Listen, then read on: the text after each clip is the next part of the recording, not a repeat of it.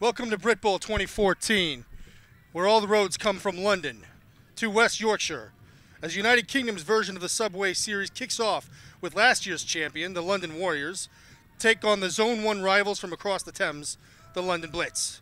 This is the first time since 2009 the Blitz have not entered the game as the defending champs.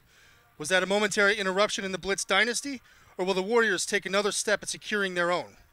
It's the 1985 Bears versus the 72 Dolphins. It's Goku versus Superman. It's the Blitz versus the Warriors. I'm Todd Marquis, and with me is John Goddard, as Double Coverage and EndRun Productions presents Britbowl 2014.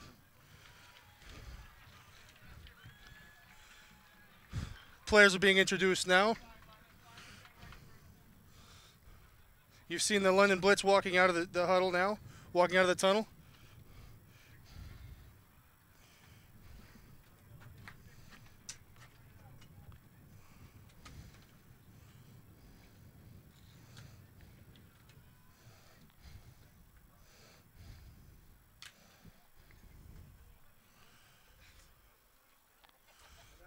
All right, we're still sitting here with a little bit of dead air waiting on the Warriors. So as they come out, the Warriors are going to be quite an imposing team. The last time these two teams met, the first half was a 7-all tie. So we're going to be definitely going to be a big physical game. Both teams are very evenly matched, looking at previous records as well. As you said before, Blitz coming into this one as runners-up last year, losing to the Warriors again. It's definitely going to be a fascinating encounter. Both sides, playmakers on both sides of the ball. You're going to see special teams played at the highest level, offense and defense played at the highest level as well. Really looking forward to this game for a long time. It's been a long time coming, and it's going to be an excellent game of football for the UK. This is everything comes down to this. This is the game everybody wanted. Nobody expected another matchup, although I have to say, Tamworth and East Kilbride sure brought it on at the end of the year, didn't they? Absolutely. But this is the game everybody expected at the beginning of the year. A lot of talk about parity in this league, but in the end, you know, it's going to be the London Blitz and the Warriors this year. Well, we had, for this year especially, East Kilbride were in with a shout, but then the London Blitz, they went out there and they shut them out completely. There was no score from East Kilbride, and they put up points on them consistently all the way down. New quarterback or not, they put the points on them. Yeah, point of reference, Warriors have scored 550 points, whereas the Blitz have scored 558, nearly evenly matched.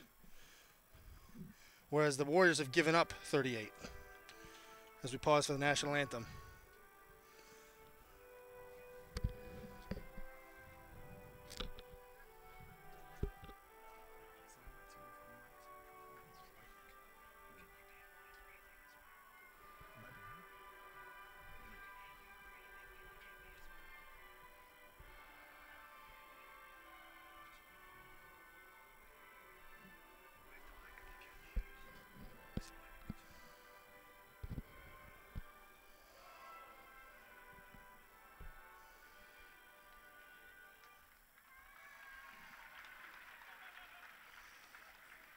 Excellent for our American friends. That was God Save the Queen, the national anthem.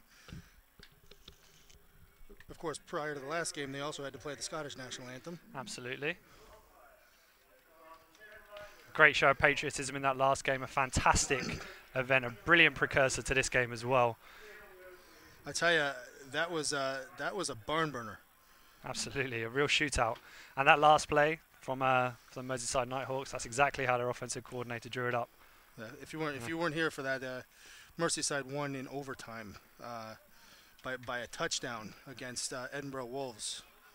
Came all the way down here, and what a disappointing way to lose a game. As the two teams walk out here, some people have seen this, some people won't have. The London Blitz like to walk out together, and it's kind of a sign of them as a team, as a unit walking forwards. And one of the few programs to do it. I remember the first time I used to be a player with the Blitz, and I remember the first time we played against the Warriors, and they also did the same thing, coming out and mocking us. And I remember the reaction that they gave the Blitz, and the kind of feel that we went. So from there, it's going to be a fascinating game. I love Blitz versus Warriors games. It brings out the best in both teams. Two superb organisations, really great coaching staffs on both sides. Really cannot wait for this game to get started. So excited for it. It reminds me of 13 years ago, the first time I saw a team come out. Every team did it. It was the week after 9/11. So we go. The Warriors are receiving the ball.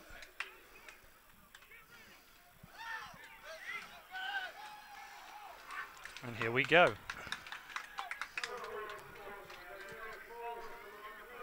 Right, so here we have on the screen just a moment ago was Ed Morgan playing his last game. He's played 190 games in his life. Announced at the beginning of the season, he's number 20 for the Blitz. He's a defensive back. Announced at the beginning of the season that he was retiring. I talked to him earlier this week. He said that he still has the itch. He'll always have that itch. But it's just knowing when to hang it up. And the problem is a lot of guys don't know when to hang it up. So they keep playing on when they can't play at their best. Ed doesn't want to be that one. So this is his last game as a London Blitz. And that's obviously going to take, for the Blitz, it'll be very interesting next year to see how they handle that situation, because around the Blitz organization, people all around the country will know that Ed Morgan is a big, big part of this organization. He's the life and soul of it. He completely owns it. He's chairman of the team as well as a defensive captain. He leads them on the field constantly. He's basically an extension of Damian Anderson out on the field with the defense as a captain. He's a terrific player and will definitely be missed by the organization. He's a big reason that they have the face they have. Exactly, yes. He helped to develop up the youth teams. Mm-hmm. They're going to have a B team next year as the Blitz get ready to kick off. All right, a little bit of kickoff, pre-kickoff huddle. A lot of times this is just a diversionary tactic. Everybody knows you're kicking it. Just get organized before the kick. Kicker will count out the numbers. And the 2014 Britbowl is almost underway. Could really feel the tension in the air as well. What a boot. Feel it at the 10. Coming in. Around the outside. Great tackle. Gets a gang tackle.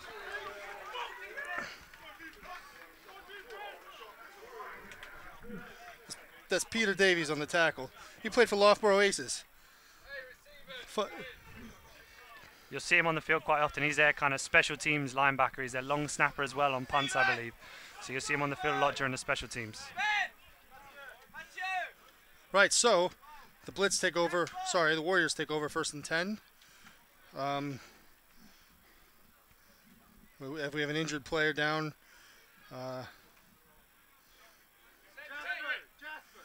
First and 10 at about the 25.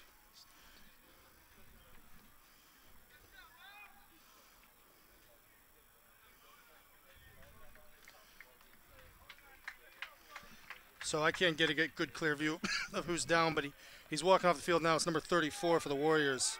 That's Nino Stalinu, linebacker, defensive back. But he's walking off the field. He seems to be fine now. As a Warriors come out in trips left out of the gun. What do you think they're going to do here?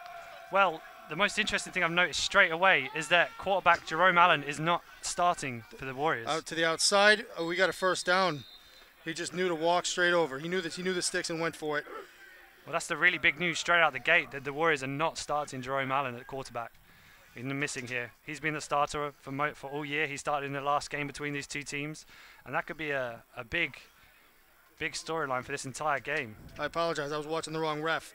It's 2nd and short. 2nd and short is my favorite down and distance. Here, I would expect a normal offense just to go long. Make a statement here because you always have 3rd down. Also lets your quarterback get his arm open early. And the Jacket's got a great arm for throwing downfield. Blitz bring the heat. Nope, dive it right up the middle. They went the other way, more conservative route, straight up the middle.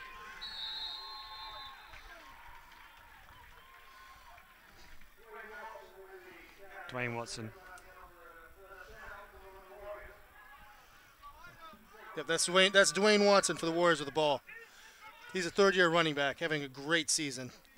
He's one of those big backs as well. The Warriors like to have that big backfield, try and pound the ball on you, run it hard downfield, power running game, 2 backs. Which is what makes that a surprising call on 2nd and short like that. Yes, very much I so. thought they'd go long because they could just do that on 3rd, no problem. Here we come up in a similar formation. 1st and down, 1st and 10 at about the 40.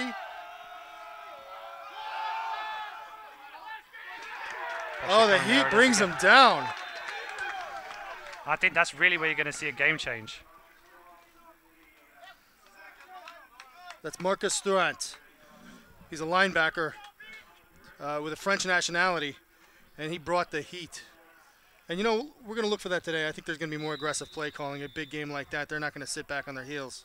I think so, definitely. I think both teams like to bring pressure. They've both got terrific defensive lines. The Warriors have got an amazing front four. They're having a hell of a season. I believe there's 3 rookies starting on that defensive line that's in their rotation. Yep. It's a really amazing defensive unit they've got there. I'm sure they're going to try and bring heat with that front four. 3 of their 5. Same formation again.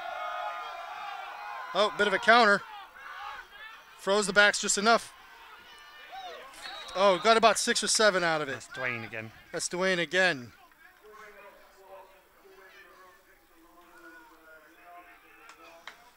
And it's interesting that they had that counter play that they pulled out straight away was a big play for them in the last game against the Blitz. They just couldn't key those pulling guards. They couldn't see that play coming the other direction. And it was a big play for them all the time. So it's good. It's interesting to see them go to that straight away and try and get the ball into their playmakers' hands, get that counter, get big yardage. Coming out, I think, in the spread, unless there's a tight. All right, out of the gun. Bit of a fade to the out. Incomplete. Yeah, and this is where you're going to see the difference straight away. You can see without Jerome Allen, who's been the starter, he's one of the best quarterbacks in the country, not playing for the Warriors, with Nick Jackett coming out, that throw is just different. With Jerome Allen, that throw is a bullet on time, straight to the outside, hitting the out. He hit it 4, 5, 6 times against the Blitz last time and converted a 3rd down every single time, was ready to go. This one we see 3rd down straight away. Ball's floated a little bit, not on target, and the Warriors are punting straight away.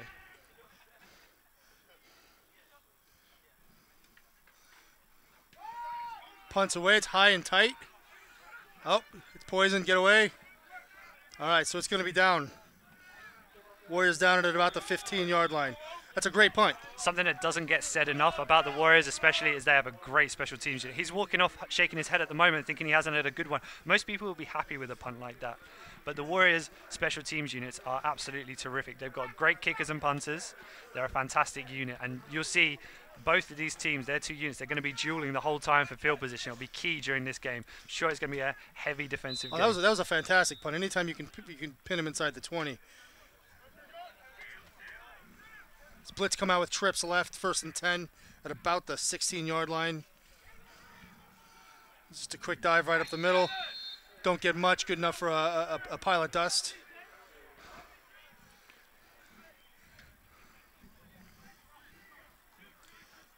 That was Temi Obieme.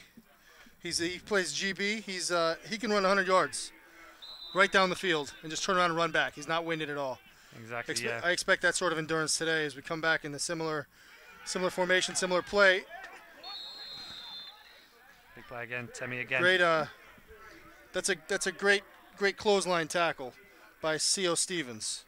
Yeah, Sai's a really great player as well. That middle linebacker position, so important for the Warriors as well, especially with they like to run a Tampa 2. So you're going to be looking at the middle linebacker to cover deep down the middle of the field on any wide receivers traveling down there. So Sai Stevens is going to be very important for them. The blitz coming out in no huddle again. They're trying to control the pace of this game, and so far it's going very quick. Yeah, we have spread formation out of the gun. Oh. Well, it doesn't matter. We got a flag on the play. That's one of the Blitz's favorite plays. Their Packers call where they freeze the line, just get a 1st down, move along again. Usually they like to try and get the snap to the quarterback and try and get it kicked off. Well, I got to say that was an unusual play. As Ross Hill puts his helmet on, he's getting ready to go in. That was an unusual play. I guess I'm not sure what happened there. It looked like the refs forgot to blow the whistle because there was definitely offsides and contact before the ball was snapped. Yeah, it can be a close call though. So I think the refs just let it play out to see what happens because the Blitz normally like to try and get a play off on that kind of play. Great.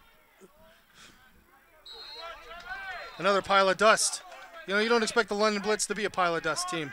3 yards on a pile of dust. The old Big 10, Big 12 players. Well, it's interesting to see because both these teams in the trenches, if you saw the difference between the teams here and the teams playing earlier on, the difference is the size and athleticism on the trenches in defensive and offensive linemen. And the size of the offensive line for the Blitz, these are big guys. Out of the spread again.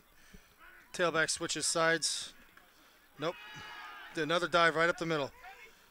There you go, driving the pile. And it's something that they struggled to do in that first game against the Warriors this season. It's something that they struggled to do is run the football in the first half, and they couldn't really impose their will on it. So here we go on a 3rd down now. Quick snap. Another up the middle play. You know, this is questionable. I don't know. Just diving right up the middle on probably the nation's best defensive line. You have to wonder at some point, are they just setting up the long ball? But if that was 3rd down. Yeah, wouldn't be surprised to see a hard count here. Fourth and very short. 4th and very short. They went for it. They've gone for it. Yeah. Oh, quick and out. There we go. He caught it and a flag on the play. You know, that was one of the things that John Zinkus, the offensive coordinator for Tamworth Phoenix, said to me was that, you know, they have such an aggressive defensive line that the hard count is what will throw them off, and that I'm a little surprised they didn't just go for the hard count there. I'm waiting for the ref to make his call now.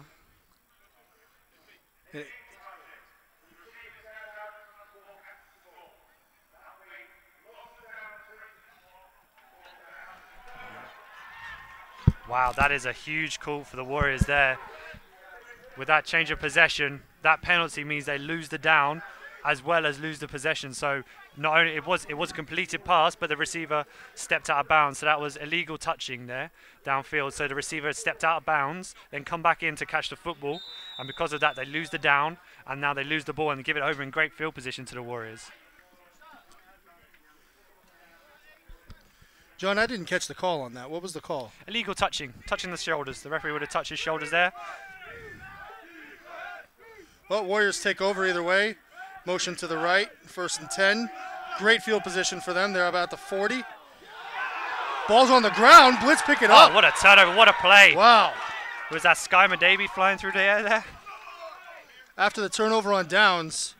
There it is, number 55, Sky Madaby. Flew through the line of scrimmage there, timed up his blitz perfectly. Helped out again by the Frenchman, Marcus Thuant. Absolutely, those two. Dynamic combination from last year, really good. So we've got a new quarterback. We got Ross Hill's on his way in. Ross Hill is an American quarterback, played at Linfield College in Oregon. Division III, they were the 2004 national champs. He played in 2007. As we've got Trips left, and he's just handing off at the middle. Trips left. He played. He decided to switch colleges, went to SMU, sat out the transfer year, the ineligibility, and something happened. I haven't spoken with him. Something happened the next year. Decided it wasn't for him. But you know, that kind of experience, playing at a Division III, very well-known team, switching to a Division I team, and just being on the practice squad. That's a lot of experience coming in here for the Blitz. As we come back and Trips left again. Same formation, everything's the same, even the play's the same. Only he went outside, 1st down. There we go. It is interesting to see the Blitz trying to impose their will on this one. Run, run, run. Constant run plays. We have a flag.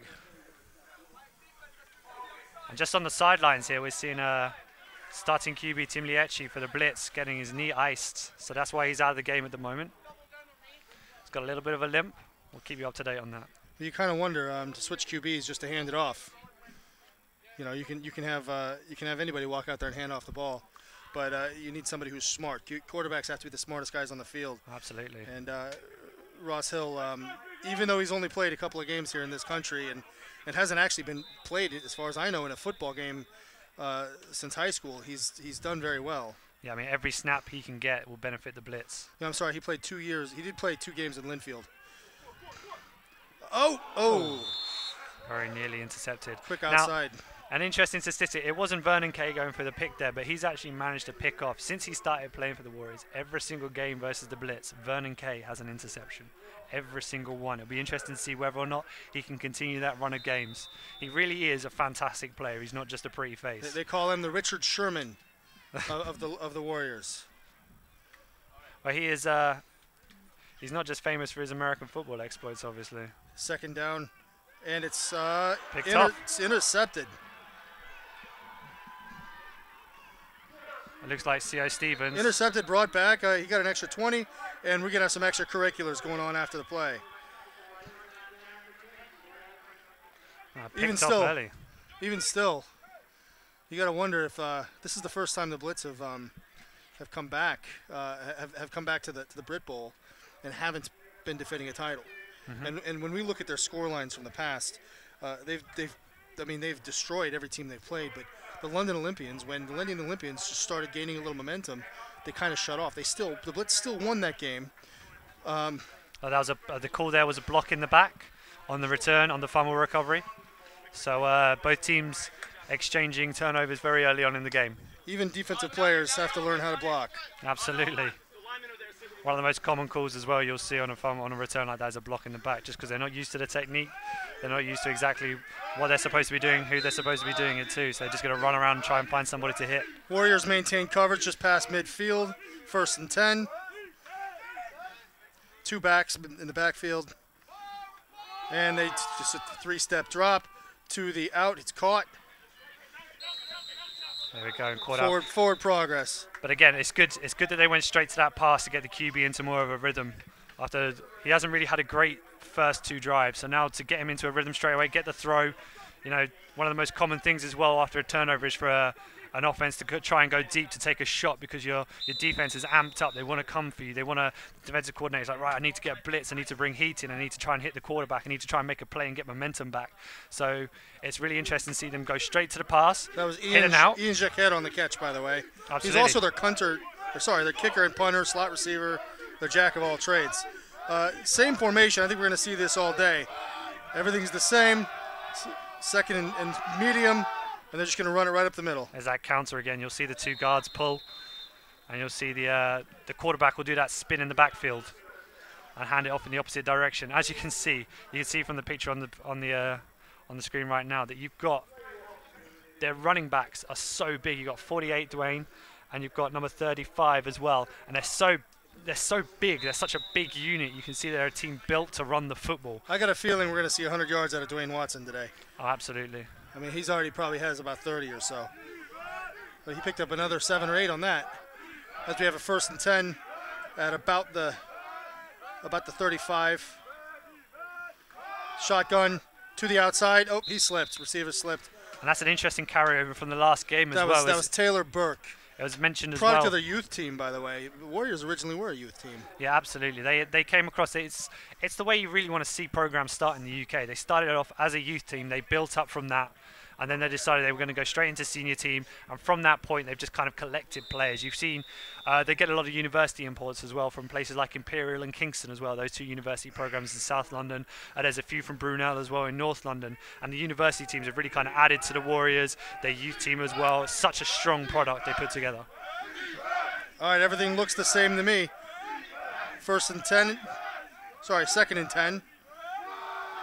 Bit of a counter. There it is again, counter again. But this time he's read it.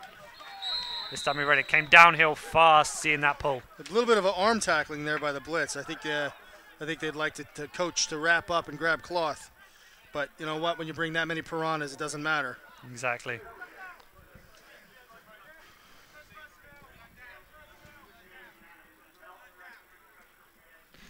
Yeah, we're getting news from our sideline reporter on the Warriors bench that they're feeling pretty confident after that interception, after that turnover. I mean, the mood must have dropped after the fumble from their offense, but then to get the ball straight back in that way, especially against the QB that's been hyped up so much. I mean, I think every single double coverage prediction that we had mentioned the fact that the Blitz had an American QB. So to go in on his first drive and pick him off, it's got to be huge for their confidence. Back to trips right. First and 10 again. Runs outside. Stiff arm is nowhere. Great tackle. That's Joe Colte. That's Joe Colte. He's GB Blitz vet. That's a good textbook tackle right there. Make the angle, make the read. The tackle itself probably could have used a little form, but it doesn't matter. He got the job done. Yeah, but what's interesting about what you just said is the Warriors have prepared to barely see him today, to see Ross Hill today. They prepared for both, but they expected to see Tim come out. and he did. He came out and started, and Ross throws that pick almost right away. You almost have to wonder where he was going with it. Yeah, first throw as well, I believe. Yeah, I think it was. So, yeah, all right, big deal. Warriors come out and punt. It's a real tight punt. Interesting decision. This deep in the blitz territory. He's just going to have to punt it straight up. Fair catch. Nope.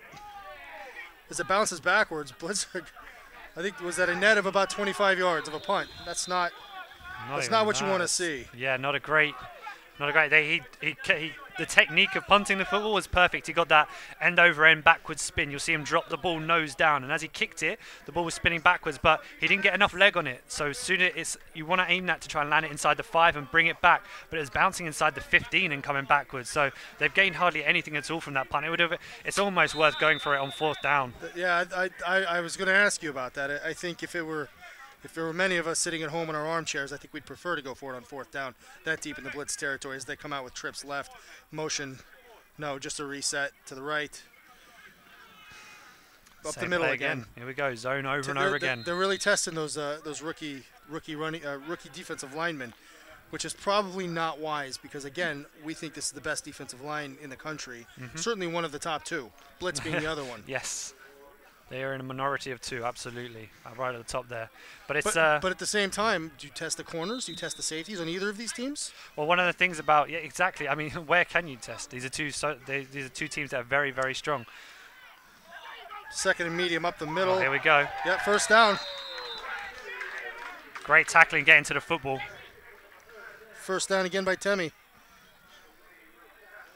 Remember, he's a GB too. Both of these teams are stacked with GB teams. Both stacked with uni teams too.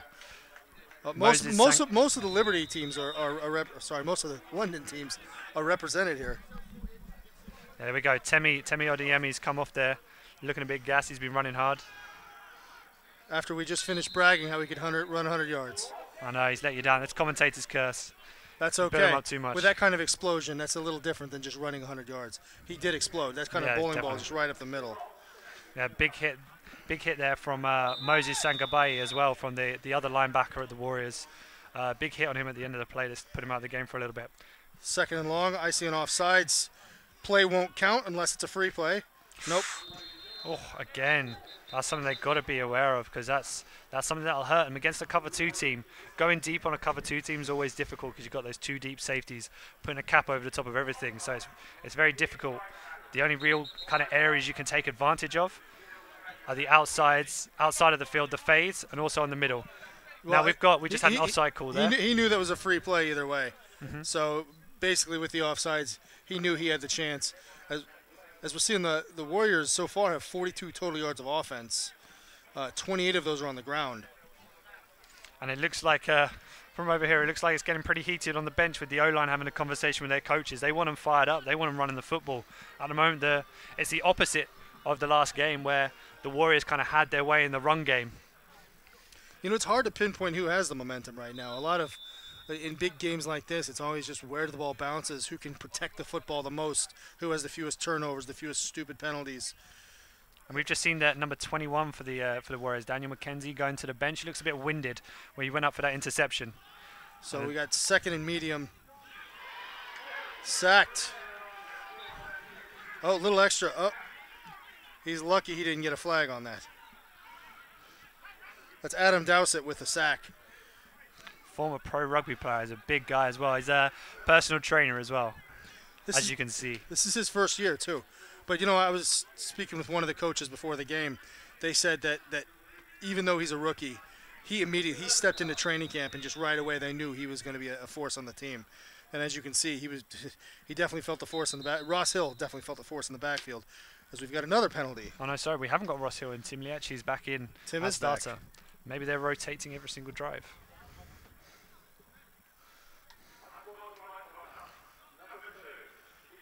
That's an unsportsmanlike conduct on Moses Sangabai.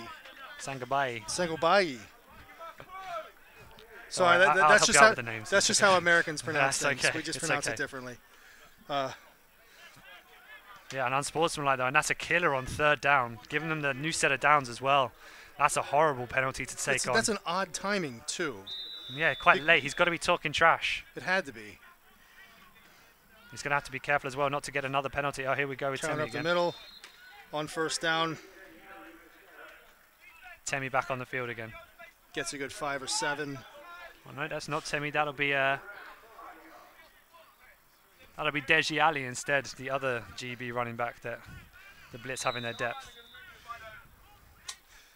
Blitz have also activated another running back, 35, Keith Wilson, as they get stuffed in the backfield right again for no gain.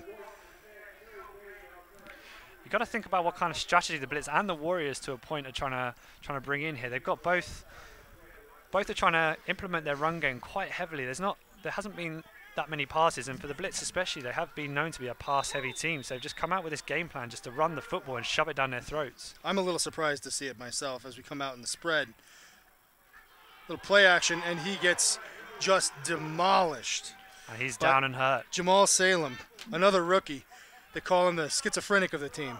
He is the most mild-mannered player on the sidelines and in practice, but he gets out there and he's mean and nasty and possibly crazy. We just saw that mean and nastiness on that play, taking Deji down right up around his neck, just low enough, just legal enough to not get flagged for it, but he went down hard there and stayed down on the ground. Blitz come out Warriors to in punt. a bit of disarray here. 11 men on the field. That's the right number, although 11? we've got a flag. Hits the ref. Has he got that out on the 2? Showed him what he thought about the ref. Yeah, he got out of bounds at the 2-yard line. But let's wait and see what the flag says. Blitz now have two turnovers. Warriors only have 1. I think that'll be the story of the game. Who ends up with the most? Well, yeah, absolutely. I mean, we mentioned earlier that neither team seems to have grabbed the momentum, and I think the first team on a turnover that's able to grab the momentum to put a score on the board off the back of a turnover is definitely going to start building the momentum, put pressure on the opposition team, force them into mistakes as well. It's a substitution infraction against both teams. That's an offset penalty. And we replay that fantastic punt. It's an absolute shame for the Blitz. Can he get it back? That could be in the Warriors' favor. We'll see if they can pin him back at the 1 this time. That was a great punt. Here we go again, another flag. Flag stops play. We got more coming in here. False start. We got a false start. But we had a late flag going there from another ref as well. The original flag there was for a full start, but we saw a flag late from the backfield as well, from the referee, not the white hat. Let's see what that call is. A little bit of confusion on the field. Blitz have backed up a bit more. Warriors are staying where they were. Another personal foul, this time against the Blitz. Wow, going backwards, more penalties. This has been a really stuttery start to the game so far with turnovers and penalties. Not what you'd expect from these two teams. I have to say this, though. That sort of personal foul could work out in the Blitz favor. You don't say that very often, but the way they were, to have that kind of punt that they had before and pin him at the 2, that's a lot of skill, but that's a lot of luck too. I think in this case, he's going to have a better chance of pinning him inside the 10 or 15 than getting a touchback. Well, it's interesting to talk about this London Blitz punt team, because usually you tend to find a weakness on special teams, but as we mentioned before, linebacker number 44, Peter Davis from Loughborough, is their long snapper, and their punter is Fabrizio Gargiulo as well, who's their punter. So they've got a lot of defensive ability there on their punt unit, and yeah, there we go. Yeah, they have not got their punt. It got tipped. So in the end, I didn't see who tipped. It came through the middle. We don't have a tight copy for you guys. I'm sorry, but in the end, I've eaten my own words. The punt wasn't what they thought it was going to be. Well, statistically, that is likely until somebody walks through and just taps it with their hand. There we go. So we're ready to go now. Blitz defense back out there again. So that 15-yard penalty ended up being about a 25-yard penalty. I'm sorry, a 33-yard penalty is there at the 35. Yeah, it's got to hurt you with that unsportsmanlike especially. Back in the spread. Back lines up on the right side. Linebacker shadowing. Big run. Right up the middle. Big run. Great run. That's Dwayne again. Dwayne Watson again running out the middle. These two teams are just like two heavyweight boxers. It's just starting off. They're just jabbing at each other at the moment. There hasn't been any uppercuts. There hasn't been any deep balls. They're just jabbing at each other about every single blow. It's so, I mean, Guys at home, you can't necessarily feel this here, but you can definitely hear it out on the field every single time these two teams clash. You have to wonder. It's a matter of time before somebody just goes for a streaks. Somebody just goes for a deep fade. At some point, somebody's going to hit the home run. As trips right is a bunch formation. Out of the gun again. Out. Oh, he looked like he could pass. Holding there. Looks like we got a flag on the play there. Looked like it was thrown on holding for the screen. Romaine Jackson picks up about 3. They're the #1 outside receiver. But yeah, it looks like this one's going to come back. Yeah, it was thrown very quickly. It looked like Joe Coulthard, their number 21, was being held. Quickly and confidently, I'd say. So yes, we had the holding penalty there confirmed by the white hat. So that's a holding penalty, so they'll go 10 yards back on that play. You know, earlier I said I thought the turnovers would be the play of the game. And whoever has the most turnovers, it might come to who has the best or the least flags, or the best timed flags. I'm sure this is just kind of the early season jitters. Playing in a final, it's a big deal. Both teams, even though they're experienced at coming in, they've been here every single time. Both of them no doubt plan to be here every single season and see this as the end game of their season. But you can't take away the effect that being in a final has for any player at all. That being in the final, you got the nerves, you get that adrenaline rush, things happen fast. This is the Super Bowl of Britain, isn't it? Absolutely. You're playing against your biggest rivals, your crosstown rivals in the final. 2 backs at the backfield, out of the gun, 2 receivers to the right. There he goes. Somebody had to go for it. Just kind of threw it away a little bit. He knew he didn't have it. Well, one of the interesting things, again, that not having Jerome Allen at the quarterback position, the last few games that these two have played against each other where the Blitz have struggled is in the secondary and covering the receivers deep. Guys like Jeremy Sims downfield, they've struggled to cover them deep. And with a quarterback that doesn't have as strong an arm to throw the ball downfield, they're not going to be able to do that as much. They're not going to be able to open up the run game with those deep passes that they have done before. You wonder if this is kind of game that Ed Morgan thought he'd have after his final game, you know, not being thrown to at all. Maybe he's the Richard Sherman, at least of last week. Oh, draw play. A delayed draw. Snuffed up. Or is it? He drives his feet. Oh, my goodness. What a play.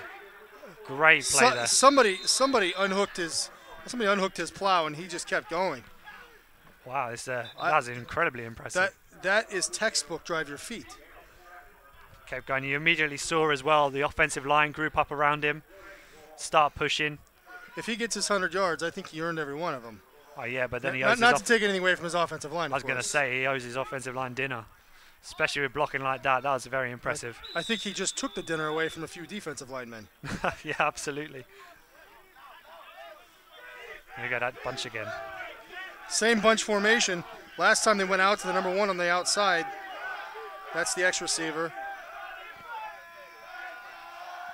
3rd and very long. 3rd in a football field. Let's bring pressure out. There's Sky again, and he's got him. Sacked. Straight through the middle.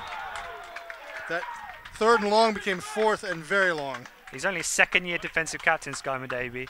He took on the captaincy after only 1 season here as a rookie.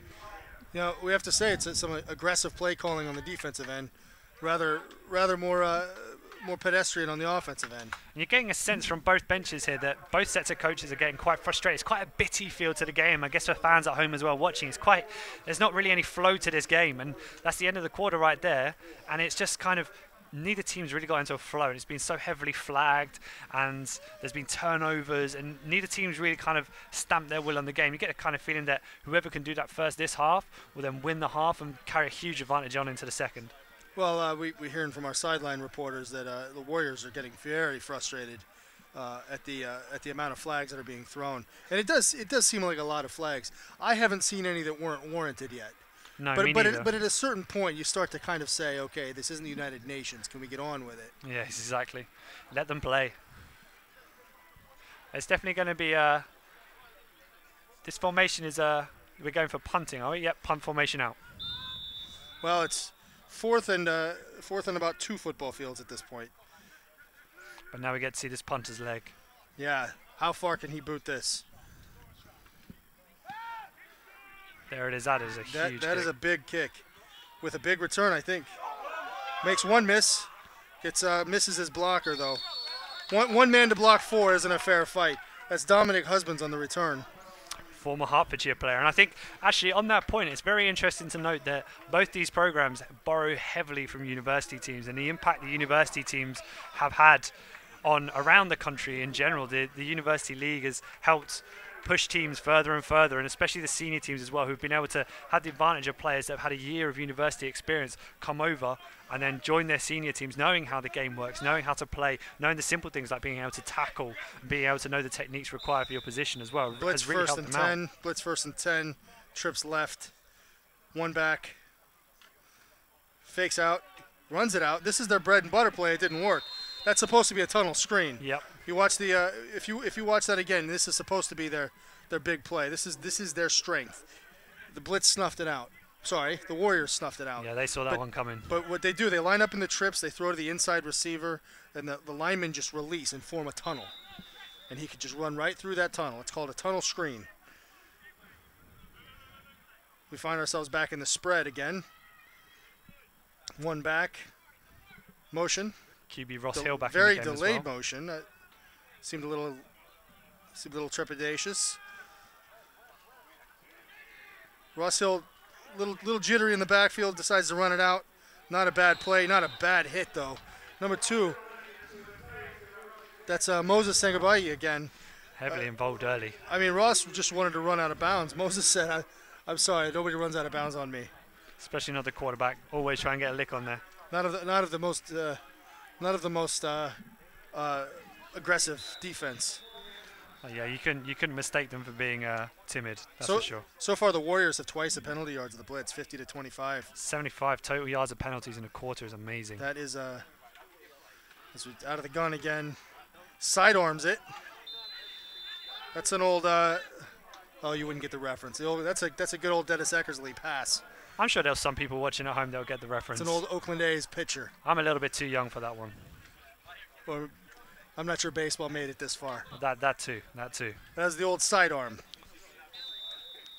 Here we go again with Fabrizio Gargiulo out to punt for the Blitz. He's a GB legend. He's a linebacker. That's another Punts big away, and punt. it is caught. Being returned. Oh, here we go.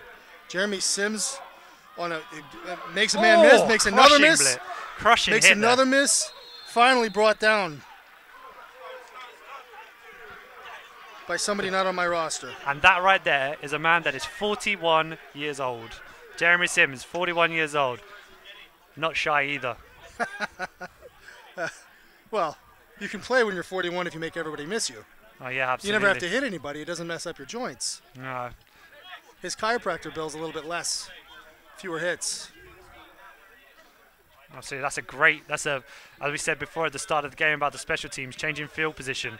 That is a huge play for the Warriors. Changing the field position like that, tilts it in their direction, builds up their momentum as well. Bit more of a power backfield with 2 backs. Double receiver on the right. Just hands it off right up the middle again. Again with some of these slower play calling. But they start out with pretty good field position here. So you wonder if they can get away with that.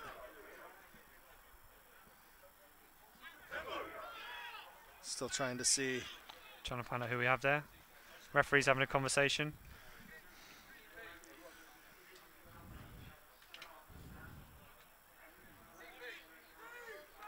No. Nothing too important. Just the referee's having a quick conference.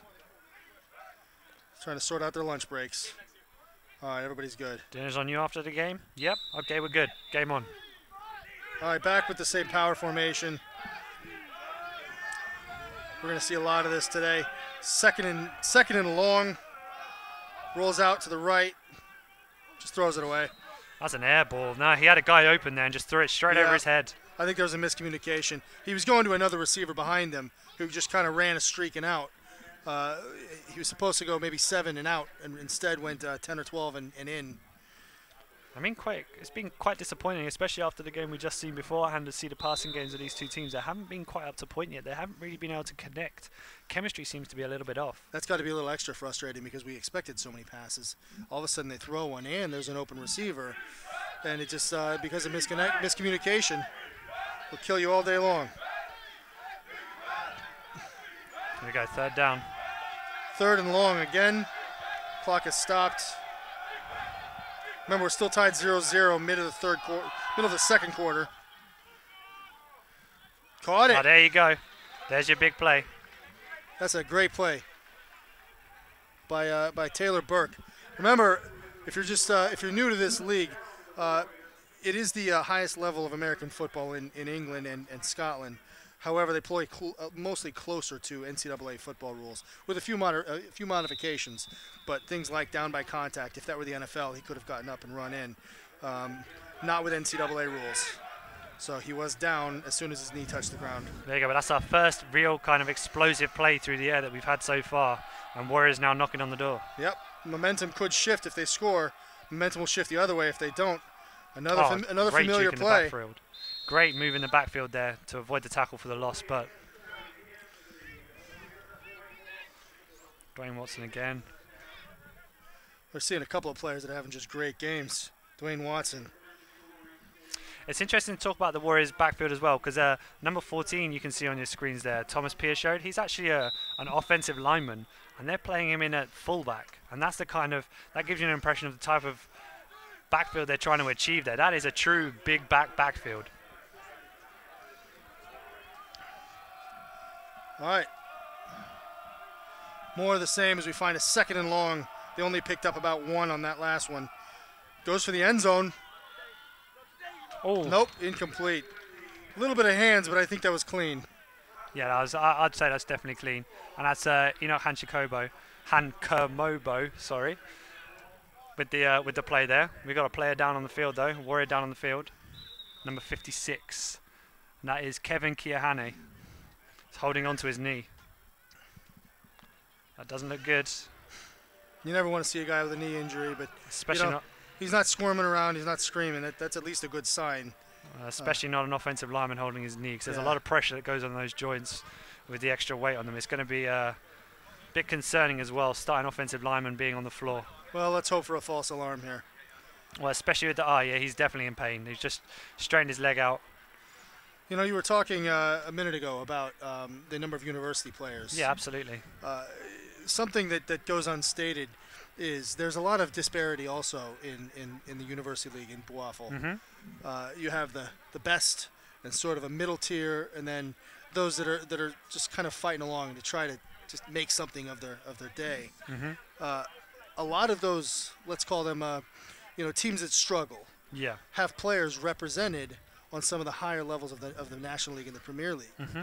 And they come back, and it's not just with the coaching experience and the fundamentals, but they come back with those teams, they learn how to win.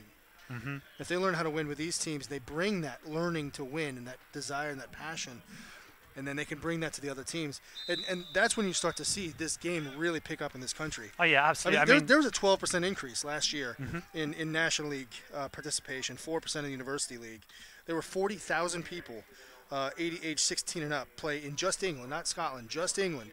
40,000 people age 16 and up that play England, that play American football in England at least once a month.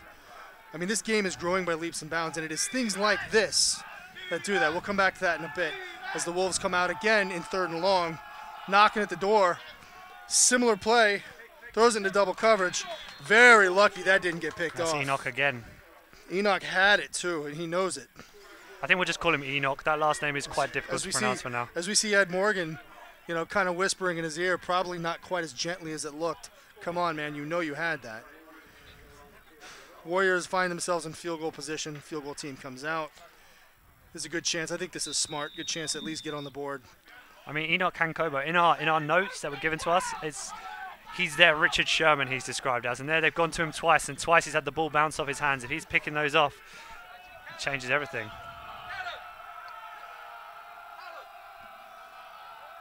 Warriors bring the pressure. They stayed safe on that, actually. Sorry, the blitz. No good. Wide left. Wow, okay. Still no points in the board deep in the second half. Wide left from about 20 out. That was a 30-yard field goal. Wow, you kind of hate to see that. You wonder if that's going to come back at them later. Yeah, absolutely. It's not something you see very often. That's another Jackie brother. They've got both of them playing now. One at quarterback and one kicks and punts.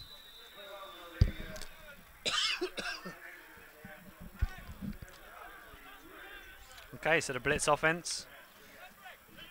Again, defensive battle. More of the same. Oh, goes outside. Bat it down. That very well could have just been called a lateral. It's close to. I think on the bubble though, especially the bubble screen, you want to see your quarterback throwing the ball forwards on the bubble screen instead of backwards. Well, that's the ideal, but that's not always the practical. Oh yeah.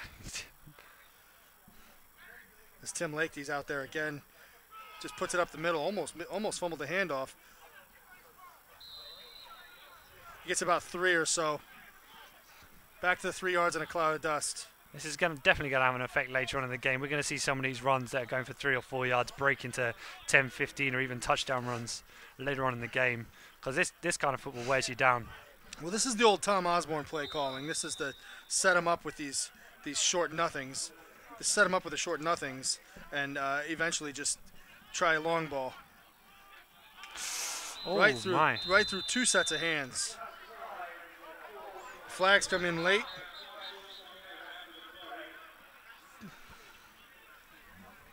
It looked like, I think it was receiver Andy Cropper got up and pushed the guy that was covering him initially, but the flag seemed to come in just before the push, so that's our third of the day.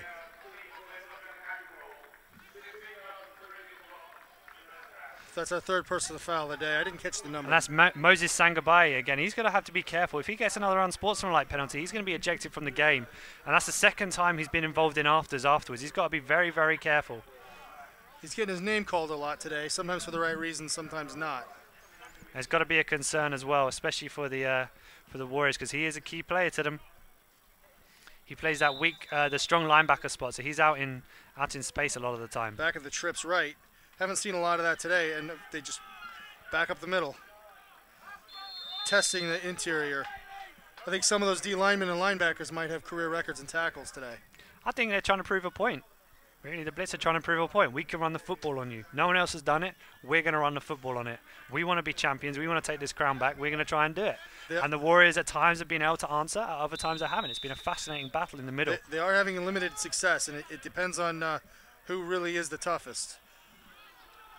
End around, gets snuffed up in the backfield for a loss of about 5.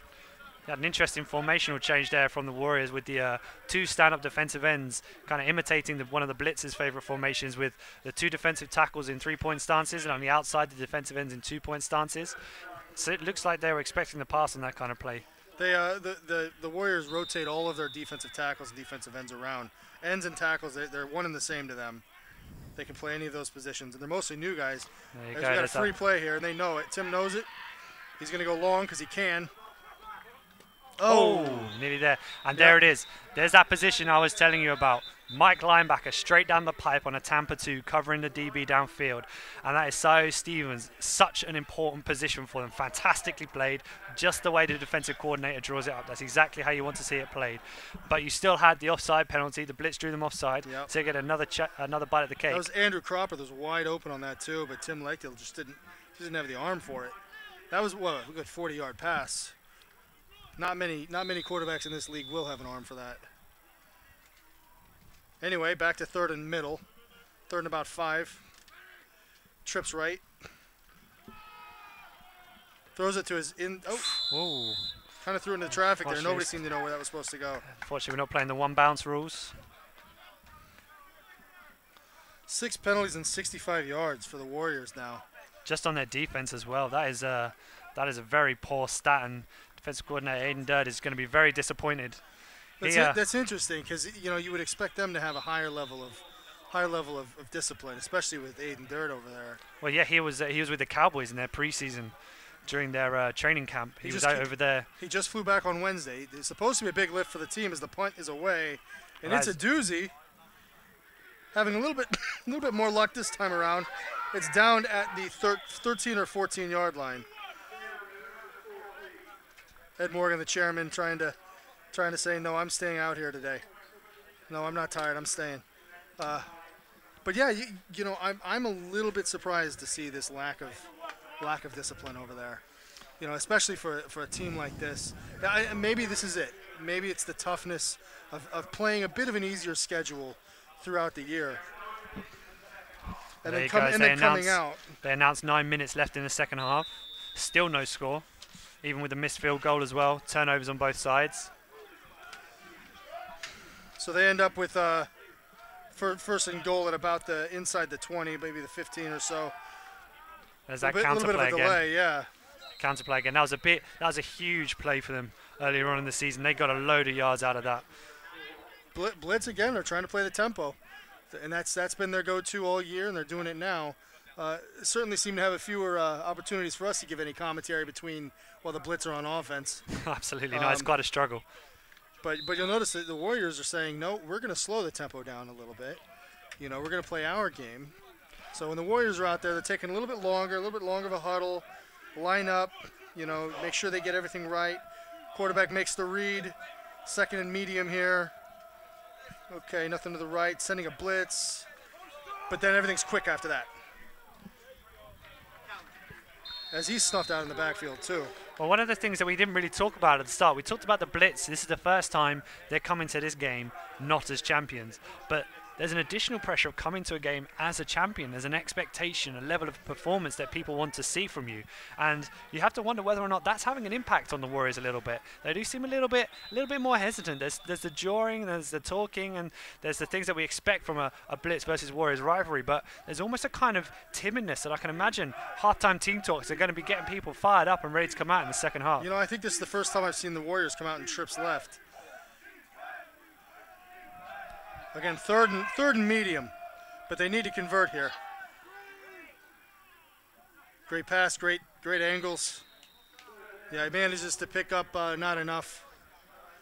That's Romaine Jackson again. I'm waiting on the sticks here. Picked up about 3. Still needs another 3. So 4th and 3, deep in their own side. Deep in their own side here. But to go back to what we were saying a second ago, when you look at the score lines, the Warriors have won in order 44-0, 62-6, 60-0, 62-0, 61-0, 62-0, 70-0, and then they beat the Blitz, and then 52-6. As the punt comes on. Big kick there. Really was. Fair catch Charlie called. Joseph. Yep, by Charlie Joseph. So when they've won by 60, and that's a lot of consistency if you didn't catch that, they won between 60 and 70 points 5 times in a row. And then they get tested most by the Blitz a couple of weeks later, on the 27th of July. They won that game 33-12. But then you look at the Blitz scoreline, it's no different. 43-0, 52-6. They won a 126-0 against the Colchester Gladiators. 126-0. That takes a lot of effort. It's actually quite difficult to score that many points in one game. So what we see is a lot less consistency, though. 43s, 50s, on up to 126. There's a handoff up the middle on the first down. He decides to mix it outside. Gets a good 6 yards. He's kind of tackled a little awkwardly. Running back coach is going to be wanting to lower his shoulder into that tackle in the future, not try and spin out of it. Yep, that's exactly it. But that's something with the inconsistency is, they lost to the Warriors earlier, 33-12, but they were hot and cold. Trips right, second and medium.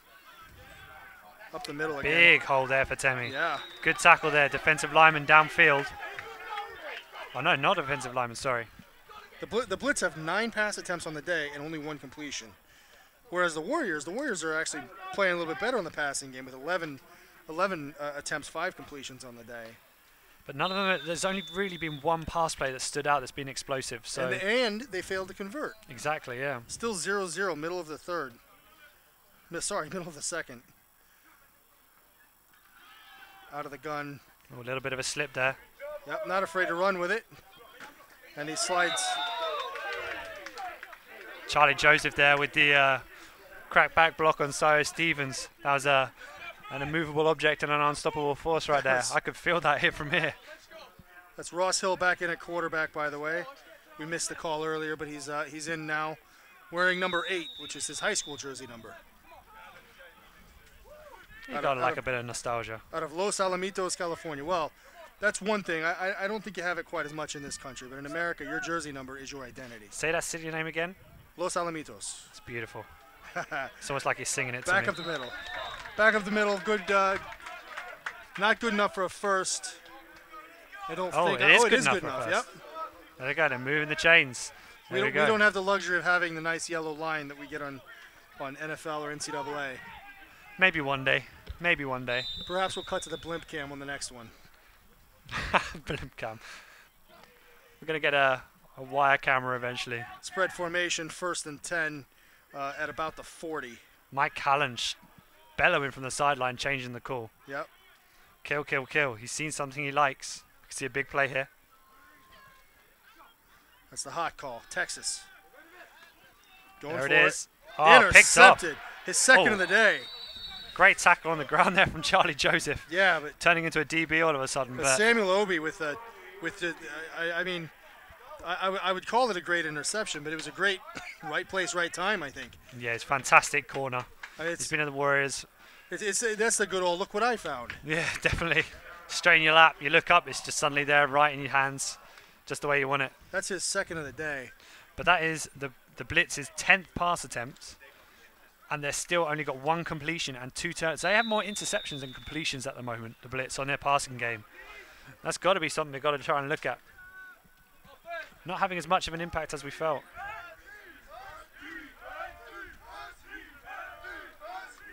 I mean, one of the things we knew coming into this game is we knew the Blitz defense was going to be strong after that shutout against East Kilbride. We knew the Warriors already had a strong defense as well. And what we've seen is both teams on the defensive side of the football. There's that counter again.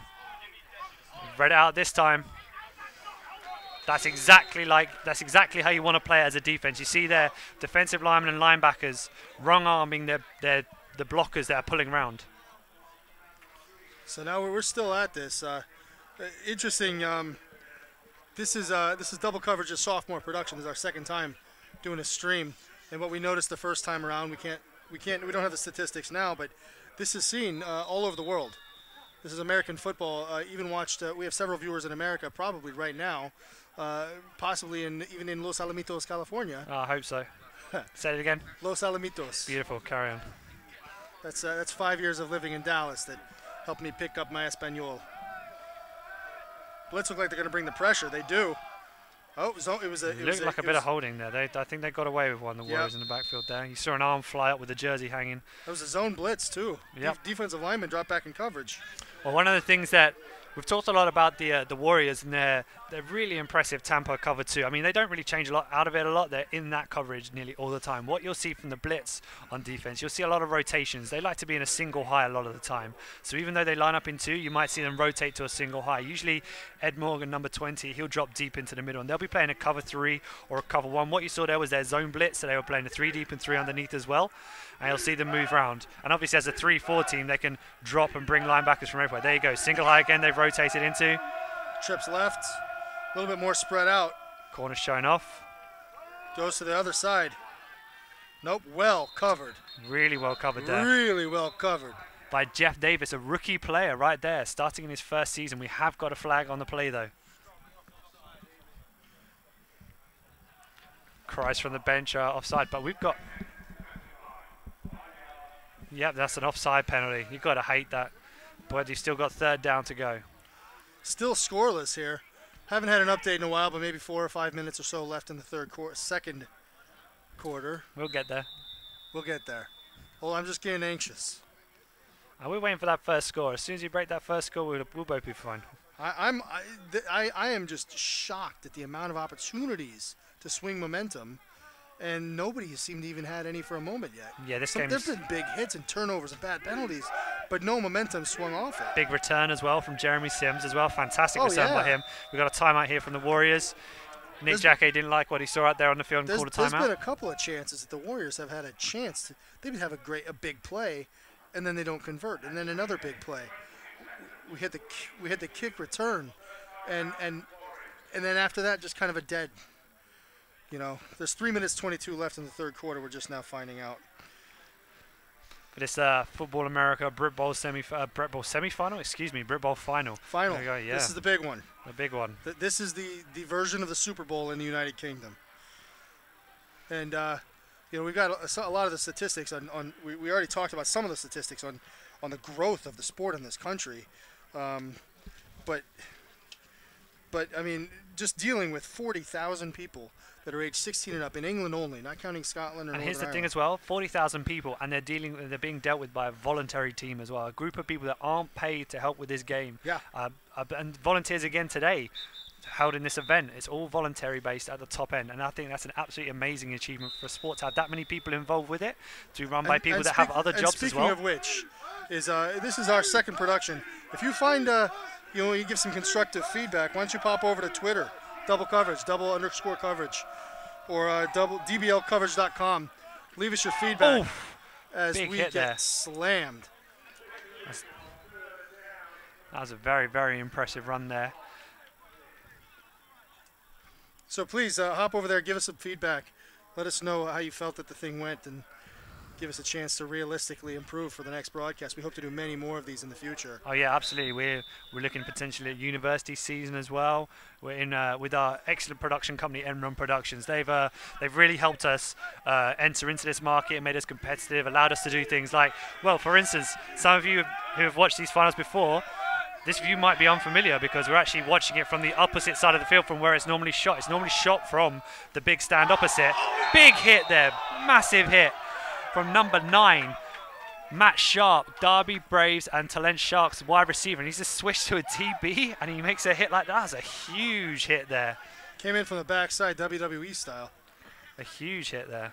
But yeah, sorry, as I was saying, you might not recognize this view, recognizing the stand of John Charles Stadium, and that's because with the equipment that we have with EndRun Productions, they're able to actually put us on the opposite side of the field, so you get a much more interesting view. You're not getting the grassy verge on the side that we're perched on at the moment. You get to see the crowd, you get to take in more of the atmosphere as well. I think it's really a great achievement for us, for EndRun Productions and for British American football as well, to have this available. Back at the power formation, he's going to pass again.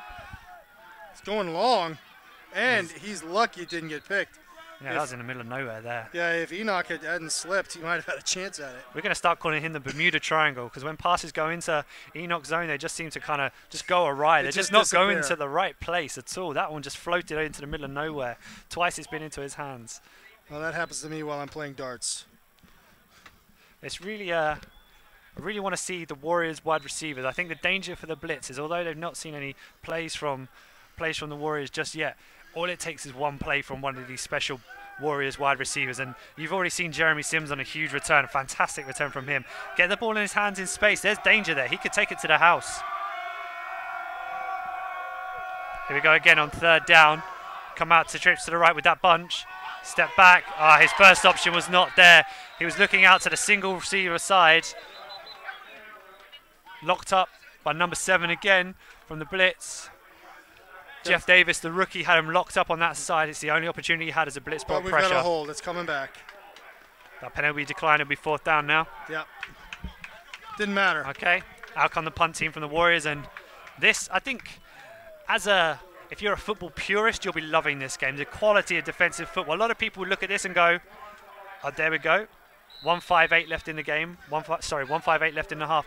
Football purists will be watching this. They'll be enjoying this because it's not that two offenses are doing badly, it's the two defenses are being absolutely outstanding play on both sides of the football. The London Warriors defensive line. London Blitz have just called their first timeout, by the way. You know, and you're right, it is a 0-0 game. That's in English terms, that's 0-0. Good. You're learning. You're getting there. I think a lot of people can relate to defensive shootouts, I think. We call it a draw as well, not a tie. It's not an item of clothing. I don't follow. Don't worry. I'll explain later. That's fine. Make sure you speak slowly. So, okay, so here we go for the punt now from the Warriors. Blitz have lined up an extra 5 or 10 yards deeper than normal. They're way back on the 30 with 2 receivers back, or 2 returners back. I mean, that's fumble. Oh, this is terrible for the. He's gonna get it. He's got him. Yep. That's the safety right there. And there we go. And that is a flashback to the first few times these teams met. The first time these teams met. The games were decided on special teams, and there you go, right there. There we go. Safety to the Blitz. A 2-0. We got our first score. It hasn't come in the expected way. It's not like the NFL Super Bowl where we got the safety on the first play of the game for Denver for the Seahawks. But we'll take a score. We'll take a score. We'll get some excitement. I got to admit, I got caught. I was watching the return men, and I missed all of the action for the first score of the game. 2-0. 2-0. 2-0. If you will. That's a soccer score right there. 2-0. It's a soccer score. 2-0. Only much more exciting. There we go. They're so excited. It doesn't look like the Blitz have the right people out on the field. And remember, it's a different kickoff. Choice words being made. Remember, it's a different kickoff from a safety. It'll be interesting to see if they kick it from the ground, which you can do, or if they kick it from the hand as a punter. Because when you kick it from your hand as a punter, you get a little bit more time to get underneath the ball as well. But it looks like he's going to be taking this one from the ground. You know, I've noticed a lot of people in this country will kick from the ground on a safety kick. And we're more used to it. We're more used to kicking the ball from the ground. A lot of the time, your kickers, you're going to get, they're going to be rugby kickers, so you're going to be kicking them from a tee. I guess I could see that. You just don't see that much in American football in America. Okay, here comes the kick. Huge kick. Not a bad one, though. And if that had been taken from a normal position. Fielded. Oh, they wasn't expecting the return. I saw, there's a heavy face mask. Doesn't seem to be called. I think the ref was unsighted. They had a player right in front of him. And that is a tackle by London Warriors, number 38. That is Jay Black. And that was a big hit, but Charlie Joseph showing those happy feet. So we've had either end of the spectrum there from the Blitz and the Warriors. From the Blitz, you got their young number 6. Offensive captain having a good return, and then you got Jeremy Sims right at the other end of the spectrum, 41-year-old. We've seen this problem in the past. Sometimes the Warriors will shuffle jersey numbers around a little bit, and there's a chance it's happened. We may be calling some of the wrong names. Big hit there.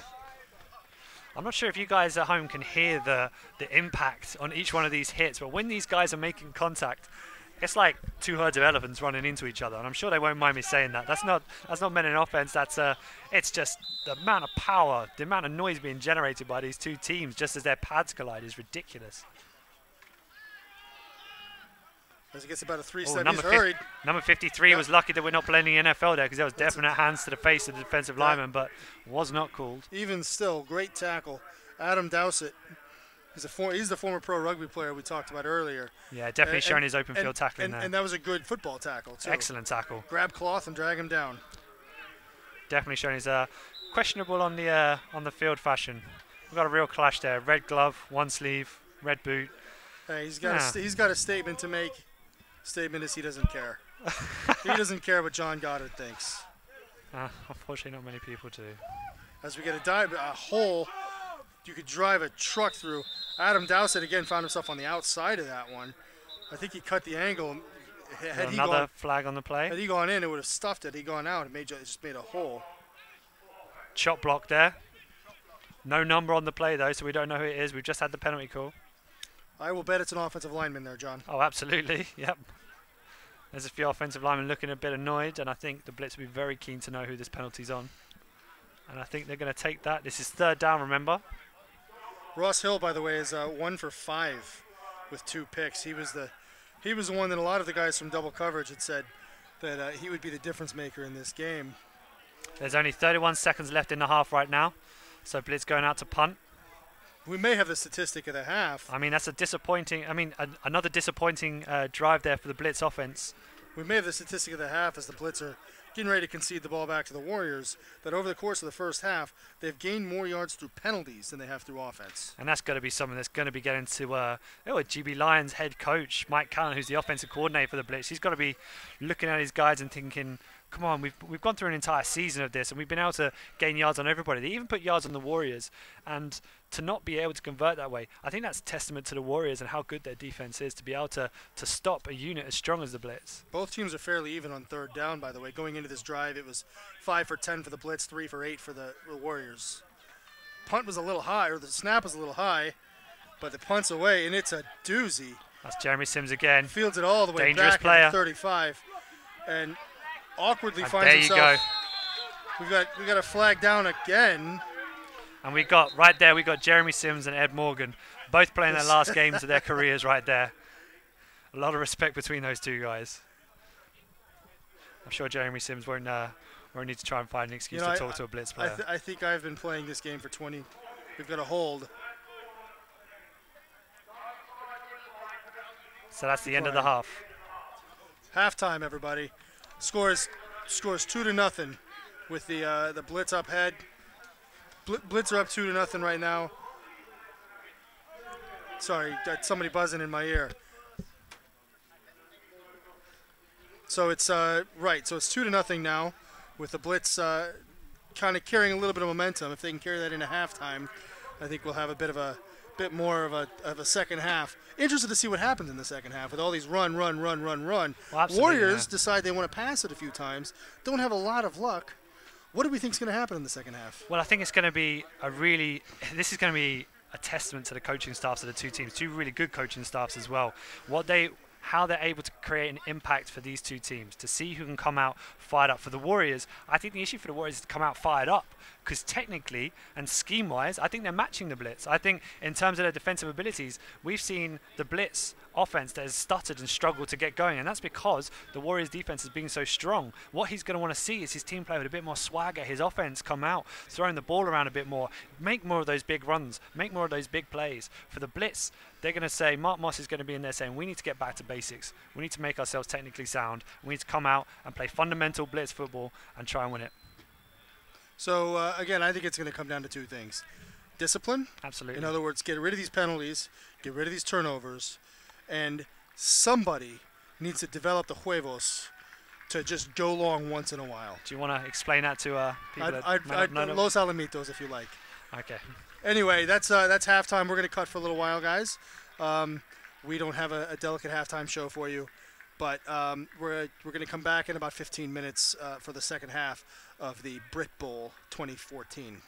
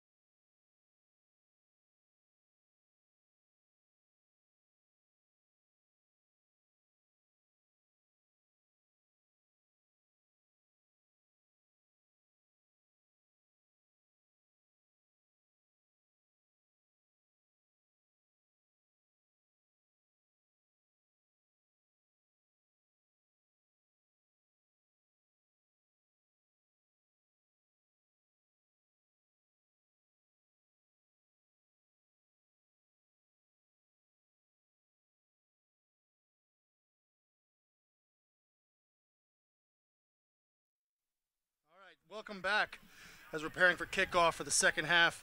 Blitz are up 2-0. Expectations for the second half as we cut away here just for a second. Well, it's going to be definitely interesting to see how the two teams come out and approach the half. We're speaking to Damien Anderson at the half, the defensive coordinator for the London Blitz.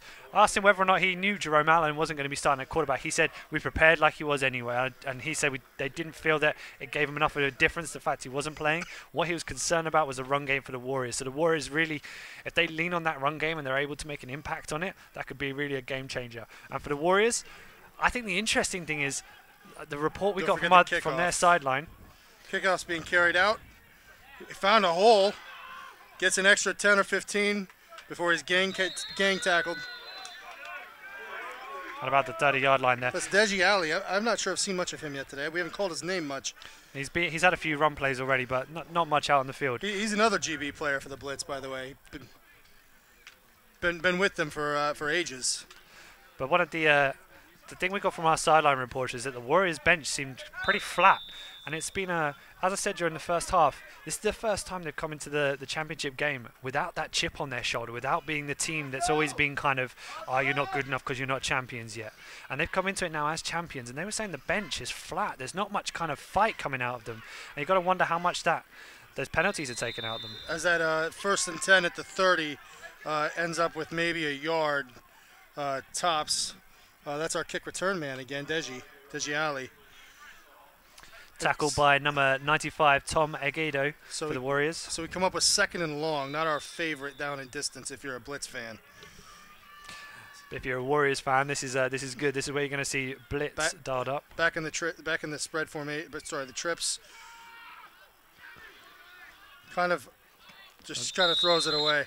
And Ross Hills, this is my first time seeing him. I think this is the first time pretty much anybody's seen him in this country. And I'm interested to see his action. He's got a very kind of sidearm, kind of slingy action to it. It's quite hard to get any kind of velocity on the throw. He gets a lot of action into it, but it's actually a really interesting action seeing him run. It must be quite difficult to throw on the run with that kind of action, to throw right off your hip sideways. This is his 3rd game with the Blitz, opening up in the first playoff game, although he did join before the playoffs started.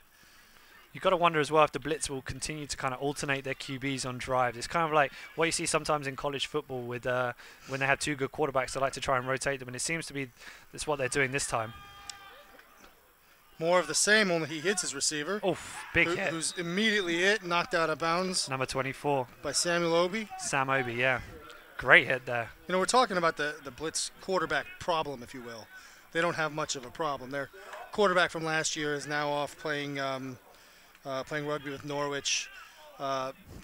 Their starter for the season, Joe Thompson, got hurt in the IFAF, the first round of the IFAF game.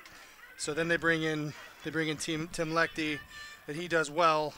But finding Ross Hill in the gym to end the regular season. Oh, tip ball. Luckily recovered. Very lucky.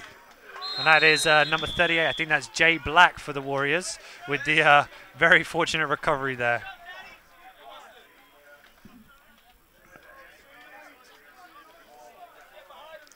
Yep. Interesting having a cornerback returning kicks back there. But with his speed and his athleticism, I think they can just put him anywhere on the field. He's a rookie. Well, he was actually he was a player for the Brunel Burners, the team I'm the head coach of last year. Yeah, he was. We moved him over to safety, and he's so fast. So really good player for the Warriors. Quick and right place, right time there. It may just be that he's a rookie to the Warriors. Then I can only follow my notes. Back up the middle. Finds a hole. Leans forward, gets a couple. Met in the gap there by, I think that's Stefan Rivera, who's the safety that came from Hertfordshire as well, number 33. 2nd and medium. It starts to get to the point where you don't know the formation, you don't know how the play is going to start, but a lot of times you know where it's going to end, and it's going to be somewhere up the middle with the ball on the ground. Yeah, absolutely. It's very much it's kind of unexpected from both teams. I was expecting a bit more of a shootout, the ball in the air, being thrown around a lot, and really it's been ground and pound from both teams.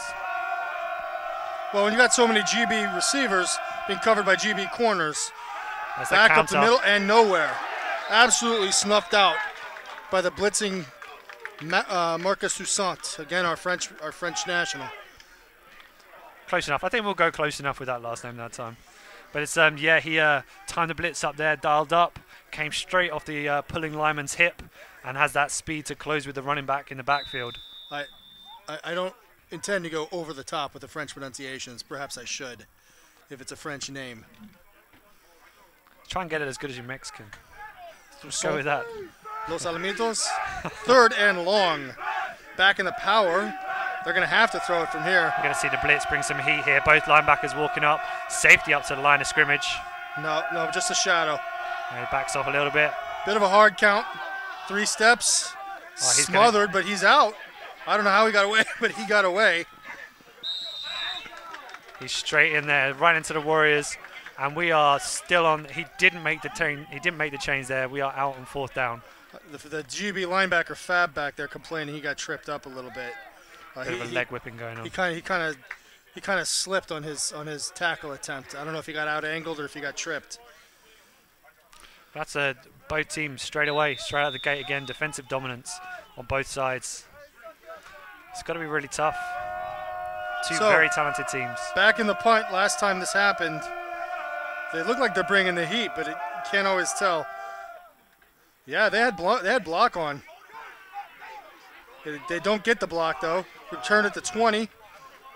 Gets about 10. Down to the 30. Big hit there. 39. Big hit from Marlon Smith, safety, a rookie. He's a recent addition. He's almost exclusively out on special teams, but a big hit there. Good impact for him. I think Alex Haldane had a hand in that, too. Had a very good tackle, but because he rolled him forward, he got an extra 3 yards out of it. We had early in the from the Warriors, they lost an offensive lineman. It was number 56, Kevin Kiahani. He was out. We're told now he will be returning to the lineup, and he is back out on the field now. Obviously not now for the Warriors on defense, but he has returned from his injury. Blitz trying to get some of that momentum we've been talking about in the spread formation. 1st and 10 at about the 35. Stuffed it up the middle. Good for about 9. Ross is still in. Ross Hill is still in at quarterback. So the Blitz not alternating quarterbacks these drives. So he's had the first 2 drives of the second half. Well, to be fair, they didn't truly alternate in the first half either. It wasn't a one-on, one-off. But it's difficult to say, as they just try to develop a rhythm here, and I think they're about to do that. But it's just a matter of discipline. Stuffs it up the middle.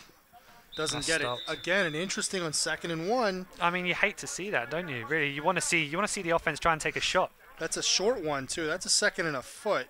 You feel like that's a free play. Yeah, you'd like to see the offense try and take a shot on that one. Try and hit the ball downhill, downfield. Try and get a receiver open, make a big play happen, make an explosive play happen, and then you've always got the 3rd and short to come back on and try and make an easy conversion there. So we're 3rd and very short, approaching midfield. Bit of a shift. Running back off to the left. Look for a dive. Nope. He keeps it. Keeps it and gets 5, 10. About 12. It was a matter of time. I was a little surprised they didn't run that earlier. I wonder if that was Ross Hill's call on the ground there. Yeah, you got to. Well, it'll be a zone read called by the blitz there, and seeing whether the quarterback's reading it. Maybe the Warriors would be more than happy to have the blitz running backs run it, but there, one of the linemen breaking his assignment, allowing the quarterback to keep the football, and he's got wheels. He can run. He's certainly got wheels. Those feet are huge. That's just a matter of just sealing the end, isn't it? Absolutely. Well, yeah, exactly. And you've got to try and make sure that the defensive end has to try and hold his ground. Cover 2 corners are deep, but it's dive up the middle again. There we go. They just ground and pound. We've got Xavier Ajuwon coming on, a Birmingham Lions University player, coming out onto the field with Temi coming off. If he played at Birmingham, he most likely has a ring through them too, as they've won a couple of championships over the last several years. Yep. Having missed out a year ago. Yeah, they're losing against Sterling in the last one, of course. Yep. Back in the same trips to the right. Back in the same play. Right up the middle, but he, nice jump cut. Stuff to the outside. Man, I tell you, that is good for 3 or 4. Why give up something if it's going to keep getting 3 or 4 yards every time? And for guys that like running the football, I mean, there'll be a few people that are big fans of the zone system, the zone running system that the Blitz are using at the moment. Just look at the clinic they're putting on now. The offensive line up front, they're getting to the second level. They're making those additional blocks that turn these 2-3 yard gains into 5-6 yard gains, and that's game changing. So we're at 3rd and medium at about the 35 in this at this level that is not yet field goal range, so they are going to need to convert here. We've had a kill call from the sidelines here. Coach Mike Callan signaling into the offense. I do think this is 4th down territory, though. But still, you'd like to see the conversion here, and they don't get it. No, they do not get it. They don't get it. That was a big hit there, number 53. Adam Dowsett again, calling his name again, showing that open field tackling. He just had a foot race with 78 offensive lineman Asmi Spotty, which is interesting because Asmi lost a lot of weight in the offseason to gain that athleticism, and it's worked all season long.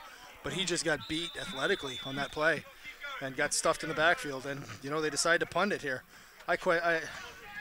I wonder if that was 4th down territory. Maybe the loss of yards. Fair catch called, and he catches it. Just on the 10-yard line there. That is a great punt. Very nicely done. I tell you, if we get some field goals kicked anywhere near as well as these punts are being kicked, we could have a high-octane 3-3-3 game. That'll be. I'm sure that's what the fans at home really want to see. Lots of field goals. Yeah, that's what we all signed up to see. Well, I think everybody's kind of itching to get something back on the board. So we're looking at still 2-0 to the Blitz. No, that's not a soccer score. We are not playing British football. We're playing American football. The Blitz had a safety in the first half. Perhaps to avoid the confusion, we'll call it a 2-0 with a 2-0 lead. Shift to the left. Still back in that power formation. Kind of finds his way through the B. Good for about a yard. You've got to appreciate both sides as well, the Warriors and the Blitz, the way the defenses are selfless. And what I mean by that, you just see players taking their blocker and squeezing their gaps. And when you want to stop the run, you've got to take the gaps, fill the gaps, take on your blocker, hold your ground. You've got to be unselfish. You can't have 11 people trying to all get to the football, trying to share blocks. You have to hold some ground so that you are giving the person who's got to make the tackle a better opportunity. You're closing the amount of space down that he can tackle. That looked like it was a yard, but that's because the offensive lineman pushed ahead a few. That was good for 3 yards. That's how an offensive lineman is supposed to work. That's the old pipeline.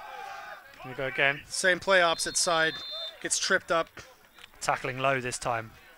And that was Joe Kulte, and we got some interesting stats on him from the half. On the half, he had 3 solo tackles and a sack, and that's for a safety coming in. GB player as well, a veteran. He missed the early start of the season through injury. He's come back in and made a big impact in this game already. As we're watching Afo start to get a few carries. They call him Afo. His name is Anthony Aluoli, but they prefer just to call Afo over I think we should go with just Afo as well. Afo I'm okay with. Back to similar formation, opposite side, electing to pass to the outside, wide open. Decides to stay in with Grandpa getting taken down after about 8. Did you just call him Grandpa? I thought so.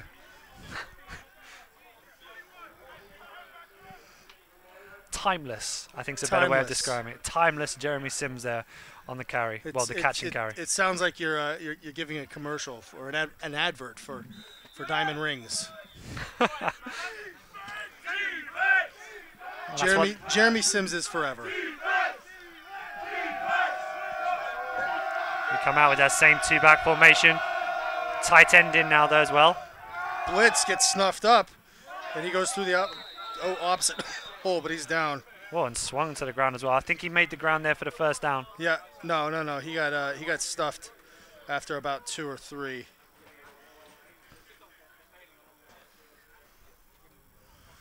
No, his knee was down before he got up and ran again. I have to say it's eerily quiet in this game. It is strange. I mean, this is the type of impact that No Scores has. The crowd, I've been amping up the sport, I've been amping up the game, but the crowds are awful quiet. They're not pleased to see this 2-0. They came here for a shootout. This is old, 1975 Big 8 football. Got a player down on the ground. Don't have a number yet. Looks like he just got the wind knocked out of him. That's number 49. So that is Fabrizio Gargiulo as linebacker. well. That's going to be awkward for them because he's also their punter. So if he is out, although he looked like he might have just been winded, but if he is out, that's going to cause additional problems for them as well as losing a starting linebacker for them. Not just a starting linebacker. He's a GB legend. He's very well known nationwide for his linebacking abilities out of Welland Garden City. There's a large sports complex up there. He invites other players to come up and help him, as they train together, regardless of the team. He's a real athlete, but a real class act too. So you just hope they see that he's okay. Some more announcements. Still down on the over, ground. gets up under his own power. Yep. Jogs off the field. I think he just got winded. That's good news. Fiddling his back a little bit as he comes off there. So replacing him then will be Matt Sharp's then gone out there to replace him as well from the Derby Braves player that we saw make the big hit in the first half. So he's gone out to replace him.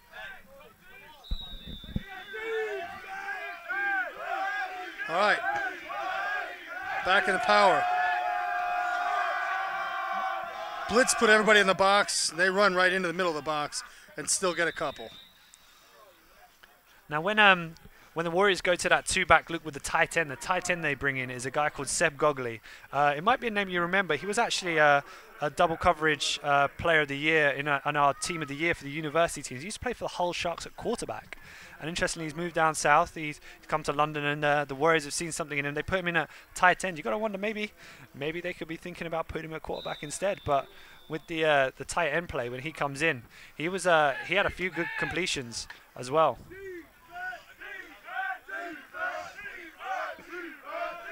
And the lights are starting to come on here in Leeds.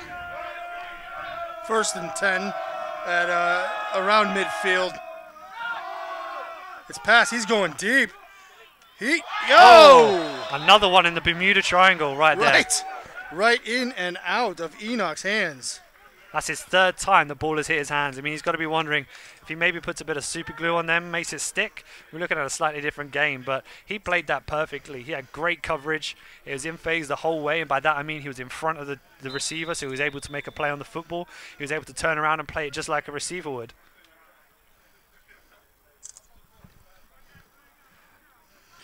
So still 2-0, roughly the middle of the 3rd quarter. Don't have a time yet as we get a shift to the right. Got tight end still in the game as well. Yep, toss sweep. Play. Yeah, he gets the edge and a couple more before he's knocked out of bounds. Is that Fab again? Is he back in the game? I can't see. He's behind some numbers. And Fab is closest to Fabrizio's. I couldn't tell. Gargiulo. But that's not really the kind of running back you want running around the edge. You want him pounding through the middle. You want a lighter, faster guy to try and do that. But the Warriors trying to lots of different things trying to open up as we go into 3rd and long. I haven't seen the Warriors put in a lighter, quicker running back in their stable yet today. They've kept with some of these heavier guys, and it's worked okay for them. But it's very one-dimensional as we got a pass and plenty of time. A little bit of a hurry, and caught. Is he in bounds?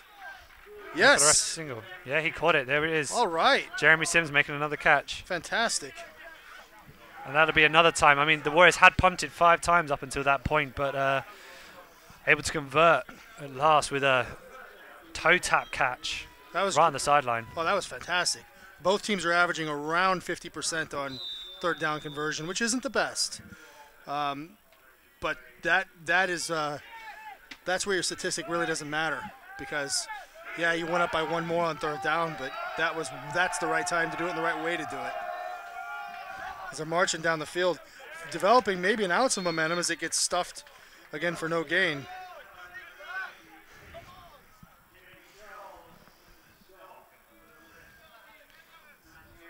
That was Fabrizio who just made that tackle, and Fabrizio Gargiulo just made that tackle, so looks to be he's fine.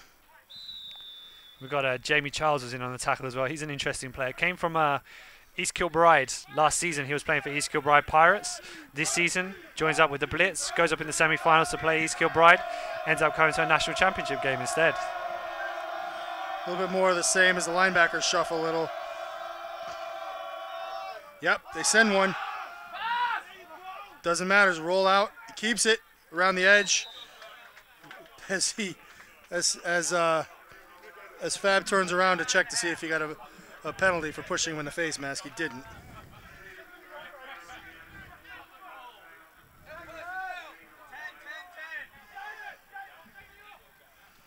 So we're back at, I'm trying to get the down and distance here. Looks like 3rd and long. Third and 9 at about the 30, just short of the 40-yard line. Remember, they missed a field goal from 20 out earlier, so they've got a ways to go before they're not in 4-down territory. Of course, the Blitz elected to punt on the similar if they don't convert here. Oh, made contact, I think on the outside there. I didn't see who it was, a defensive end. Oh, we got full start. They're going backwards. Start. Must have drew him into the offside. Is an interesting call. Yeah, it must have. That's going to dramatically affect the play calling there from 3rd and 10 to 3rd and 15. You're looking more at kind of trying to play off a screen. Yeah. Especially this deep, because earlier at 3rd and 10, we're inside the 40. That might be 4-down territory. Not at 15. Not at 4th and 15 if they don't get some decent yards here. Lots of noise being made by the Blitz sideline here as well, if you can't hear it. They're back in the trips. Haven't seen that in a while. One back. Looks right. Is wide open. Oof. But out of bounds. Jeremy Sims not able to reel that one in. Taking out the... Tell you, that wasn't a bad pass. He went for the angle, but I think he failed to recognize just how wide open Jeremy Sims was. Mm. That's the way that play is drawn up, only a foot too far to the side. Yeah, definitely. But, again, he was wide open. Nobody expected him to be that far open. Another punt coming up now. Both punters getting their legs worked out big time now. This is their 7th punt of the game, by the way. 7 punts in one game is a lot, especially when it's only middle of the 3rd. Punts away, it looks halfway decent. Fakes the fair catch, touchback. Warriors will come out at the 20. Sorry, Blitz will come out at the 20. Here we go. Let's see. We're looking now. We're waiting to see a team put a drive together. Neither team has put a drive together, really. We had the Blitz scored off a safety when the Warriors' drive stalled as well from a punt that was snapped over the punter's head right into the end zone. We've only seen a few big plays. We've hardly seen any big plays at all. A lot of them have been made by the Warriors. Most of the non-penalty yards, that is, for both teams have just been chipping away. We've seen a couple of big plays by the Warriors, 15 or 20 yards, but no massive plays, no breakaways. One big kick return, but no sustained drives, and except for those, no major plays. Nothing game-changing has happened yet in the middle of the 3rd, and I think that's why the crowd is sitting on their hands over there, waiting for something to happen. Yeah, crowd very quiet at the moment. Not us. We're on the edge of our seats here. Another great play. Interesting. It looked like a broken play there. Looked like he wasn't reading the right guy. Well, Ross Hill is still in the game here. Now it's Adam Dowsett again in on the play, number 53. Tim Lechty's over here on the sideline with not even with his helmet on. His helmet's actually somewhere behind the bench. He's not even holding it. Yeah, he's looking at helping out with signaling at the moment. Doesn't look like he's ready to go in. He may know something we don't. Single back, out of the gun. False start on the running back. 3 or 4 of them, I think, went. Let's see, that's on 28. He's called it on the running back, and you hate to see that.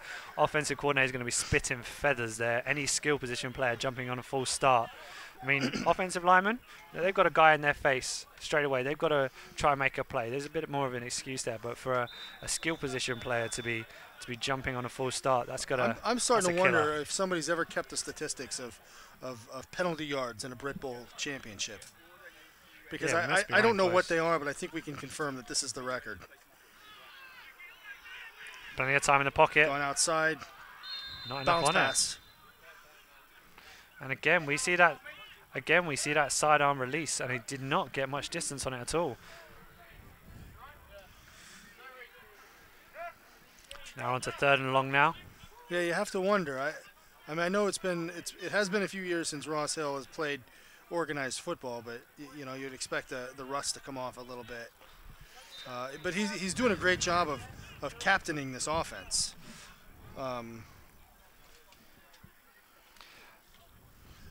Anyway, I mean, we haven't seen the screenplay from the Blitz recently. I'd 3rd and long, I'd see it.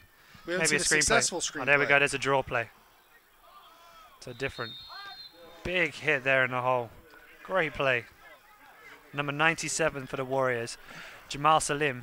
He's another rookie. He was the guy we were talking about earlier as the schizophrenic, the monster on the field, but the gentle giant off it.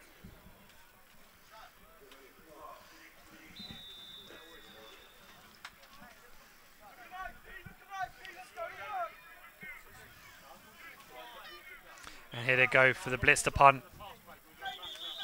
We got a whistle. Stop the play. Flag on the play, back in the backfield. We have a punter on the floor as well.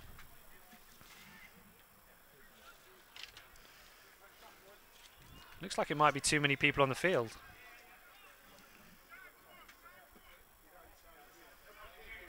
And there you go.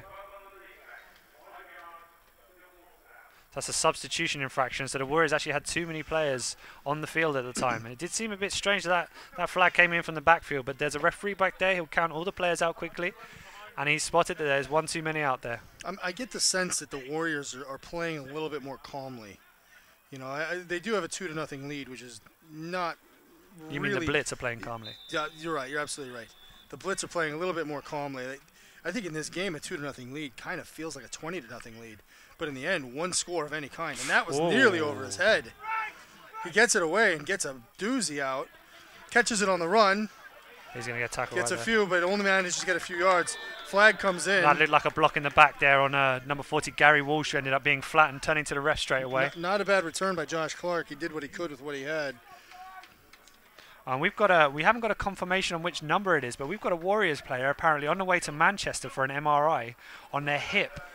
Unclear as to who it is. We think it might be an offensive lineman who went down earlier.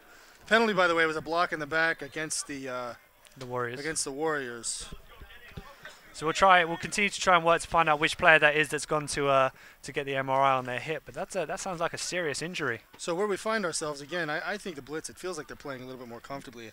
I know Ed Morgan is on the sideline over here. He's the heart and soul of the team. He's telling everybody, keep it up, keep doing what you're doing. You know, let the Warriors do their thing. Let them get stressed and let them get upset at the refs and upset at each other. But he's stressing to them, have fun. That's what we do. That's our sport. That's why we play it. As we're out of the shotgun again, the Warriors Blitz send 2. He gets in. You don't have to hurry him, but it doesn't matter. He gets it away. That's a really nicely timed blitz by Sky Madavy there, straight up the middle. But Nick Jackett saw it coming, rolled out brilliantly to find his receiver on the outside, very calmly as well. Quite a lot of poise shown there. I think he just threw it to his brother as well, number 8, yep. Ian Jackett. So brother to brother, right there, the sibling connection. Nicely timed blitz though by the recently named defensive captain. Yep. Co-captain with Ed Morgan. Nicely timed blitz. I count that as a quarterback hurry, although the quarterback did manage to keep his head and throw it to the open receiver. Here we are again on that 2nd and short. 2nd and short is what we want, but so far everybody's been diving it up the middle. This is almost a medium. Yep, throw the pass. Play action pass. Yep, all the time in the world. And, it counts. He's got Give it to him. He's got it. Wow, Jeremy Sims Grandpa again. Jeremy Sims with the reception.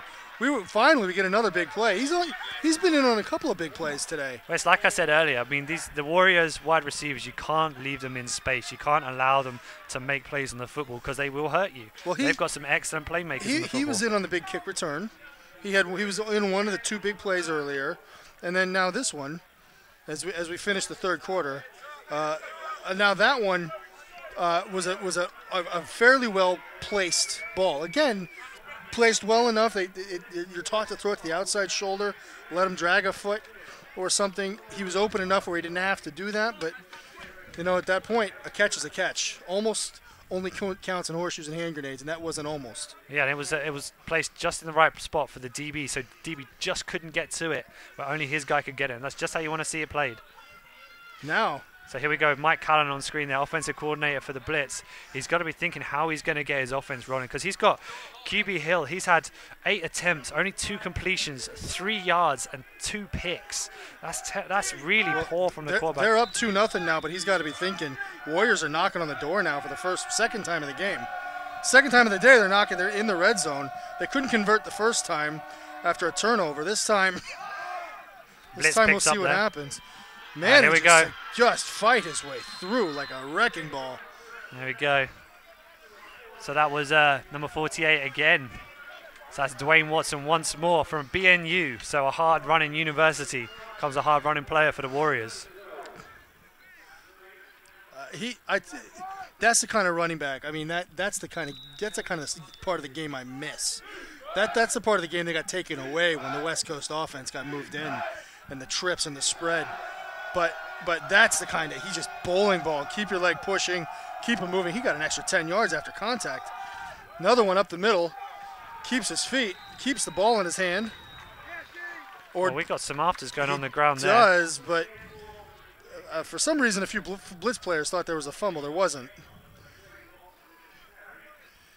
We got defensive captain Skymer Davey losing his helmet as well during the during that. It looked like he got a forearm to the face, but the refs missed it.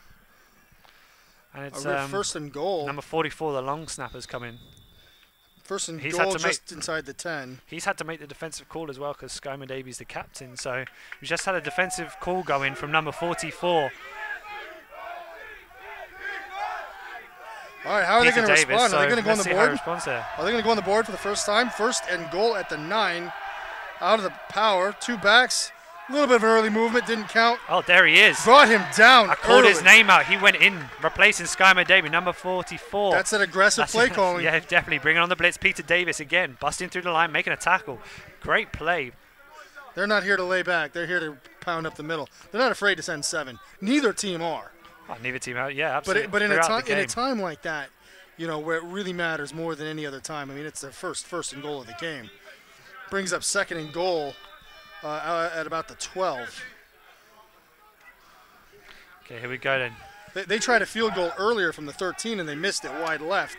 So if you're going to use that as a metric, they're barely in field goal range now. They may not be. They got Jeremy Sims to the short side of the field. They're on 3rd and long for the goal. Look for a fade here. Second and long.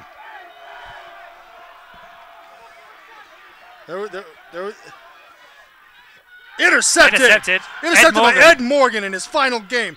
Brings it all the way back out to the 10. But we have got flags on the play. Hit him in the chest. We may have an offside there. We may have an offside. The play continue. Flag right at the start of the play. One of the referees is signaling that it doesn't matter. It's going to be blitz ball, but it's hard to tell. Let's wait until the cards have settled. Blitz offense saying the Warriors offense. Oh, there we go. That's a killer. Oh my goodness. Oh, that is a killer for the Blitz right there. The Warriors offense stayed resolute, stood exactly in their spots. They weren't moving from where they are, so we're 3rd and goal still. That still keeps it. That still keeps it 3rd and goal. It just brings them 5 yards closer, so 3rd and about 7. I mean, the worrying thing for the Blitz here is even if the Warriors fail to get this here, if they nail a field goal, they've taken a point lead, and this isn't the kind of game where you've been able to take a point lead, and we've got a timeout now. If they take a 1-point lead, that could be all it needs to win. That said, it's difficult based on one previous field goal. I watched him in warm-ups, their field goal kicker, and he was okay nailing him from about 37. That's from the 20. Well, they're now at the 7, which is a 24-yard field goal.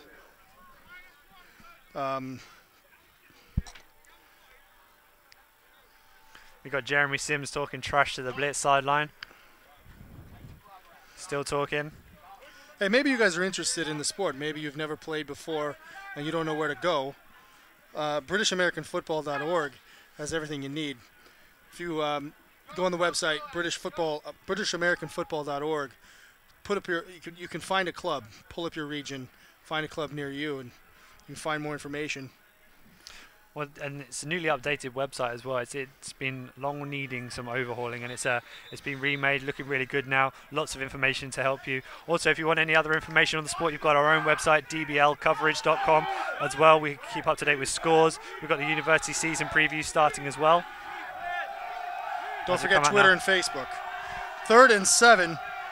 Bit of an odd formation. Their halfback's a step farther back than before.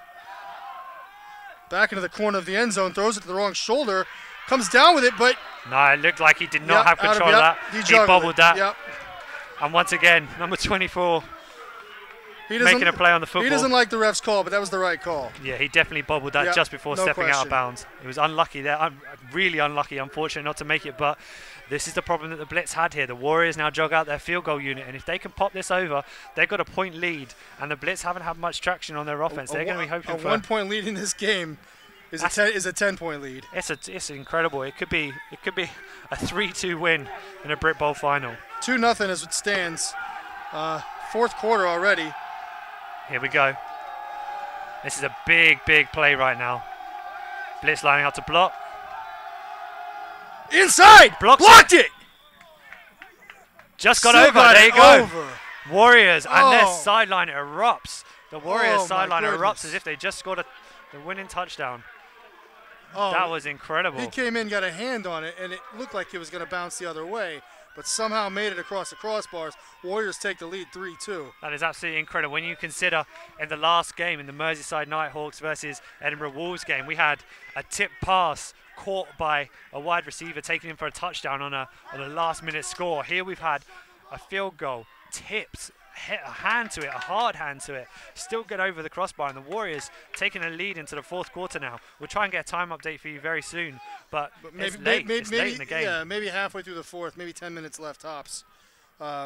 This is the first time in 4 years that the Blitz have come into the game, not the defending champs. They've been in the game every year for 9 straight years. Mark Moss's 9th straight Britbowl. Losing it last year to the Warriors, winning it 3 years in a row before that, losing in the finals, winning before that. They have a history of success that no other team can match, and the Warriors want to see if they can take that dynasty back. I mean, both teams are set up for long runs as well. You've got 2 very strong youth teams. You've got coaching staff, and I'm a firm believer that coaching staff is what defines a team, not just the players available. If you have a coaching staff that's able to coach up your players in technically sound football, you're always going to be in a position to success. Charlie Joseph receiving the ball on the 10-yard line, going for a return. Hit hard at about the 25 by number 10, Efi Abada, a defensive lineman. Another rookie on the Warriors team, and I'm just quickly looking through the Warriors roster, and there are a lot of rookies on that defense.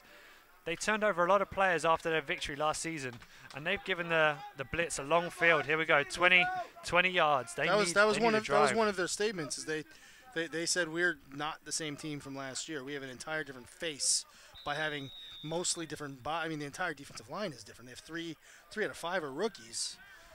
And then they come back, and that's the strength of their team, and it's shown here too. As the Blitz come back and try to come back for the first time being down this game, they've got a long ways to go. First and 10 at about the 20. Throws it away. He was just outside the tackle box there, got it to the line of scrimmage. And that's got to be a scary prospect for any other team in the country. The Warriors are so loaded with rookies and young players that this is a team that got to the national championship, and they didn't just sneak here. They got here rampant. They won every single game big. So it's got to be pretty scary for other teams that this team is only going to get better. And both of these teams have developing youth programs. The Blitz won at every level except for the youth level at 2011, in flag, in women's, in the developmental level. Everything but youth. Counter through the middle, still on his feet. Pulls forward for another 5. But the Blitz next year putting in their first B team. As far as I know, the only other team in the country that has that sort of cradle-to-grave football is the Bristol Aztecs. Yeah, with their development squad. Yeah. Yep, you can come in from 8 years old and play all the way to 80. Kiwi's kept it there. That was another bad call. Yep. He should not have kept the football there. And the Blitz punt team will come out once again.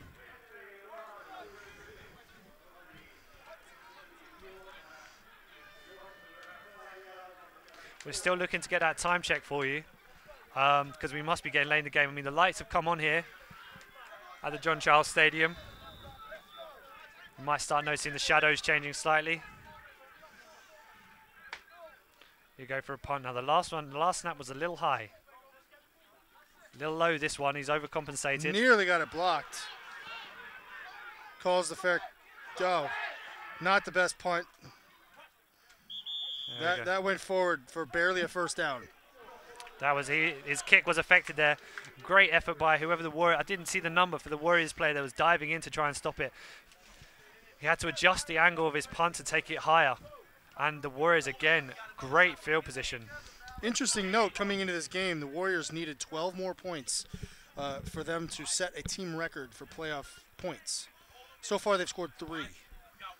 At this point, I mean, coming into this game, I think we all thought they'd easily score 12. I don't think there was a single prediction below 20 each. I think so. At this point, I mean, 3-2. Even if they score one more time and they end up with 10, they'll still end up below their numbers. I mean, the Warriors want what we haven't seen yet. They need a touchdown. If they get a touchdown, they pretty much kill the game off. Well, they're working with a short field here on their own side, on the Blitz side of the field. That looked like a busted play there. It looked like he turned the wrong way. The receivers were not out on routes during that play. It looked like he turned the wrong way for the run play. Nope. And defense like the Blitz will just gobble that kind of play out. We can't have a mistake. But he got back to the line of scrimmage. Didn't lose any yards on that. That's important. Wouldn't be surprised to see the counter play from the Warriors here. It's been quite popular. When they've needed a big play, they've often gone to this counter. 2nd and long from the 40. Hard count. Blitz don't fall for it. Play action. Throws it to the edge, just throws it away. Didn't really have the arm to get it out there. Came under pressure a little bit. Here we go, 3rd and long. Great catch by the referee with the ponytail there. So here we go, 3rd and 10. And I would say we are out of field goal range here, definitely. Oh, way out, yeah. They're 30 yards out of field goal range.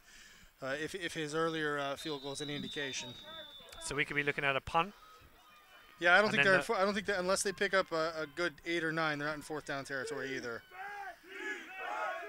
So look for that granddad, as you keep calling him, or timeless, as I like to say. Jeremy Sims, look for him to try and get the ball here. Several times he scrambled and got open. So let's see what happens here. Lots of noise from the Blitz sideline. Quarterback keeps it around the edge. Joe just gets dragged down. He's very lucky that wasn't on the Wheels, the Warriors sideline. Oh, we got a flag on the play. That may be for a horse collar. That could be a huge play. I don't like it if that's a horse collar. It looked to me, yeah. No.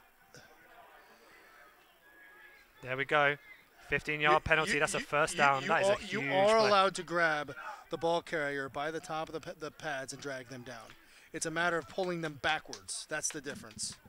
I don't like that play call at all, or that call at all. I think that was a legitimate tackle. I think his size may have hurt him a bit there because he's such a big guy. When he grabbed hold and fell down, it looked like he was pulling him down rather than just his weight bringing him down. And so that's definitely got to be, in my eyes at least, that's got to be the penalty on that one for the horse collar. So 15-yard penalty, and again, now the Warriors all of a sudden are in field goal range once again. And this is dangerous for the Blitz. This is burning time as well. And they can't afford to lose time because they've still got that 1-point deficit. So that brings us to 1st down. 1st and 10. Back in that power again. Ed Morgan's playing a little deeper than normal. Just another dive right up the middle. Oh, he breaks free. Nope. That's going to be a score. Yep. Touchdown. There we go. That's a touchdown. That's a touchdown, a 2-hand touch below the waist. Dwayne Watson once again busting through. Here we go. Whoa. That's what we talked about. It's a matter of who can convert, who can bring some momentum, and right now it all belongs to the Warriors. They kick that field goal to go up, and then now they get a great break on the bad punt. After that, 2 plays later, they're in the end zone. Yeah, it was Ed Morgan missing a tackle there. Whiff tackle on Dwayne Watson. And we spoke about it earlier in the game. With all these run plays, that eventually someone's going to miss. And in that one, the guy to make the tackle in the hole This is big. Stepped in and missed it. This is a big PAT. If they can block this, it's still a 7-point game. Got kicks it over. Away, kicks good. So they're going to need a 2-point conversion. Yep, it's 10-2. Still a 1-score game, a 1-possession game, but a 2-point conversion is not nearly as automatic as a 1-point PAT. That is a huge, huge result. I mean, the first touchdown of the game late in the fourth quarter, just when you need it to happen, that kind of time. But the Blitz, they need some field position now. They need some field position right now because they can't afford to start this on their 20 like they have done in previous times. They need to try and get a big return. They've had it before. They've had big returns before against the Warriors, so they're going to need it. But the Warriors, this unit has been off the chain good on their kickoffs. They've been pinning the Blitz back every single time, perfectly placed kicks, taking advantage of this full-size field. They need a big return here. They need a big return and a couple of big plays. All of the momentum with the Warriors at the moment. But the Blitz are resilient. They've been at this before. They're not used to being down.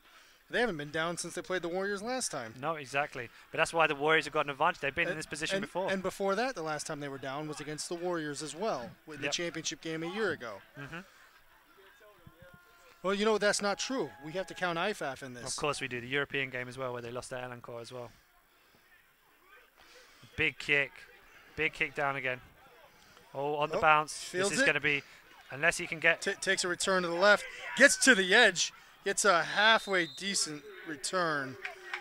That's the best one they've had so far, I think. Best one they've had so far.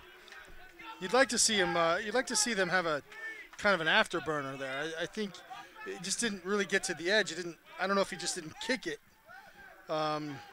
If he doesn't have the wheels, he just. You expected him to get around the edge and get at least 10 or 12 more. It's going to be interesting to see the play calling here for the Blitz to see whether or not they're able to continue that ground game or if they need to pick up some passes here because they need this 2-point conversion just to tie the game. Well, they're 75 yards away from getting the 6. Forget the 2. So 1st and goal to 25. That Run old play. Familiar right up the middle. Finds a bit of a hole. Great tackle Good from for behind. about 8. We'll see where they mark it. No, 1st down. Well, that's exactly the kind of run play you need if you're going to have a run play, a big 10-yard gain. 1st and 10 at the 36. Yeah, I think that last one's a real kind of punch in the gut, that touchdown to the Blitz, they'd been okay. I mean, they'd given up the they'd given up the field goal, and that hadn't hurt them too much. But this first touchdown, Blitz line has suddenly gone the Blitz sideline has suddenly gone silent, and there are a lot of people looking very disconsolate over here at the moment. Again, the Warriors have got a spring in their step. They're not used to being down, not in this country. You know, forget IFAF. You don't walk into IFAF, you know that's going to be a tough one. But they're used to owning this country and owning the Warriors until last year. More of the same up the middle, good for about 9. Hey, this is starting to work for them. We said this in the first half. Keep pounding it up the middle. You might wear out the defensive line, these rookies. It looks like that may be what's happening. Well, this is what happened against the Warriors in the previous game as well. That all of a sudden in the fourth quarter, right towards the end of the fourth quarter, they just started running the football. More of the same, good for a first down. So they're going to go now. Here we go. This is interesting from the sidelines as well. This tempo, all of a sudden, all the Blitz heads start picking up. They were down. It's very quiet on this sideline. Now all of a sudden everyone's shouting. This is Mark Moss trying to quell that momentum and create some of his own, and it's working. So you get this high. As soon as the ball's set, they know the play. Snap it 3 seconds, 4 seconds later. Pass play. Yep. You got slants and hitches. Going deep. Going deep. No, he was covered double there. And something interesting about the way that I keep saying the word interesting. He seems to think he was held. We didn't get the whole angle on it. He looks like he thought he was held in that double coverage. For the way that the Warriors corners are playing their cover 2, they will come off a short route to play a corner, and that's what happened there. We had the 2-wheel routes, 2 wheels that converted into hitches, and a corner over the top, so a type of smash route combination. And the Warriors corners are coached to come off that and underneath, and that's what you saw there with the double coverage at the back there. More up the middle. Good for about 3 that time, but now we find ourselves in trouble because it's 3rd down. Blitz linebacker's looking a lot deeper. Uh-oh. He's in trouble here now. Yep. Again, good for another 3, but there are a long ways to go. Blitz number 18, is that right, is down? I don't have an 18. 78. 78. 7 looks like a 1. That's Azmi Spati. He's our recently leaned out offensive lineman. And the Warriors have actually they've lost a player. Olalade Balagun went off hobbling as well. He's gone off injured. So we've got 2 injured Warriors. And at the moment we've got this offensive lineman down on the ground as well. He's not looking in a good way. So we might see the Blitz having to bring on a substitute. As we've had a little more time left than we realized, about 8-10 left in the game. That's a lot of time left. That's a whole lot more than I realized was left. So that said, I don't go for it on 4th here. If I thought there was going to be only a few minutes left. They're at roughly the 40. I don't have the best angle at it. I think they're at about the 40. That's. There you go, and we've had the replacement coming in. Daniel Hurd will go in at right tackle for the Blitz. And we are looking at, well, it looks like the Blitz are going to send their offense out here. Mike Callan speaking to his offense on the sideline. They called a timeout. Blitz called a timeout to give it some thought. They're not sure what they're going to do. That injury and a timeout is almost 2 timeouts. They've got a lot of time on their hands here. They're going to have a big discussion. This is I risky. wouldn't be surprised to see the hard count come out here. We haven't seen it in the second half yet, I don't think. I can't recall seeing a hard count yet from the Blitz, but it's one of their favorite plays in this situation. But before a timeout, though. Usually you do that and then call timeout, and they don't want to use 2 timeouts. Well, I'm not sure, because the Warriors, I mean, usually in this situation, you see the Warriors shouting to their defense to watch the hard count. But here they have to have a play. They can hard count it and hard count it, hard count it, but they still have to have a play. Normally, in this situation, if you're willing to burn a timeout, you go out there, you hard count, and then you call timeout and bring the punt unit out. Yeah, I'm not too keen on the call, to be honest. Trips left, so no hard count at all, just doing it quick. Caught. Convert it. First down. That's Ben Webb, Farnham Knights. Also played in Europe for the Lubeck Cougars and the Helsinki Wolverines. So that's a big time conversion right there. He's got a few framed jerseys on his wall. Back in the spread formation, trying to stay way up tempo here. Good for a couple maybe. And that's Sayo Stevens coming in big on the tackle. Those 2 middle linebackers, Sayo Stevens and Moses Sangobaye, have made a huge impact on this game. But even it seems like there's almost a change between the 2 teams. At the Warriors sideline, the coaches are on the sideline trying to keep everybody calm, and it's a very surreal feeling in the stadium at the moment, because this game is far from over. That's gotta bring that down. He's got to be getting that, hitting right in the hands, even under pressure from the cornerback. You want him to be trying to make that play there. And we are looking at 3rd down now again, and it's a bit longer, so the Blitz need at least a little bit of ground before. Still good defense. Still good defense by Samuel Obi, the veteran corner, one of the best in British football. Now, the Blitz need to calm down on their passing a bit, because they have just gone into double figures. So they need to be careful. They're going a bit crazy. All the way up to 11 total passing yards on the day. It's got to be crazy. Oh, here we go. Another pass. Nope, up the QB middle. Draw. That's a design run. That's good for about 20 yards. Slipped on the ground. Those big feet got to churning. That's good. Looks like he's wearing clown shoes, but a huge play there. Explosive running play. The first one for the Blitz. They're truly explosive. They've had these 10, 12-yard gains through the middle, but the QB draw for a big play there on 3rd down. He was a basketball player in high school, by the way. So fumbled on the ground. The snap. And, he just hits the turf. That's not what you want to see, but the Blitz getting close to their field goal range now. You've got to be asking the question, do you go for that field goal? Make it so you only need a field goal again? With that much time left in the game, you can do. Well, it's only 2nd down. I don't think they're thinking about that just yet. So we My apologies on the calculations there. The Blitz would need more than 2 field goals with a touchdown and a converted field goal as well, giving them more points than that. Yep, that's only 6, John. 2nd and very long. Same play. Here we go again. QB draw. Oh, he's holding that like a loaf of bread. No, he got hit in the head. Yep. He is lucky that. They're very lucky they have not had a flag on the play there, because he got hit right in the head. Interesting thought. We haven't had a flag in quite a while, as Simon Hill is down. He got hit square in the face there. Ross Hill is down. Ross Hill. Simon Hill is one of the coaches at the University of Warwick. And there we go. He's going to be seeing stars a little bit there. He took contact straight to the side of the head, so got to be hearts in mouths on the sideline here for the Blitz when they saw him holding that ball in one hand. Hopefully somebody at home needs to knock on wood. We haven't seen a flag in a while. No, we have not yet. We have not seen a flag. It seems that both teams have been allowed to play the game a little bit more. We've had a much more interesting game because of it. It's got more of an ebb and flow to it. Both sides playing quite fast. The Blitz playing that up-tempo football.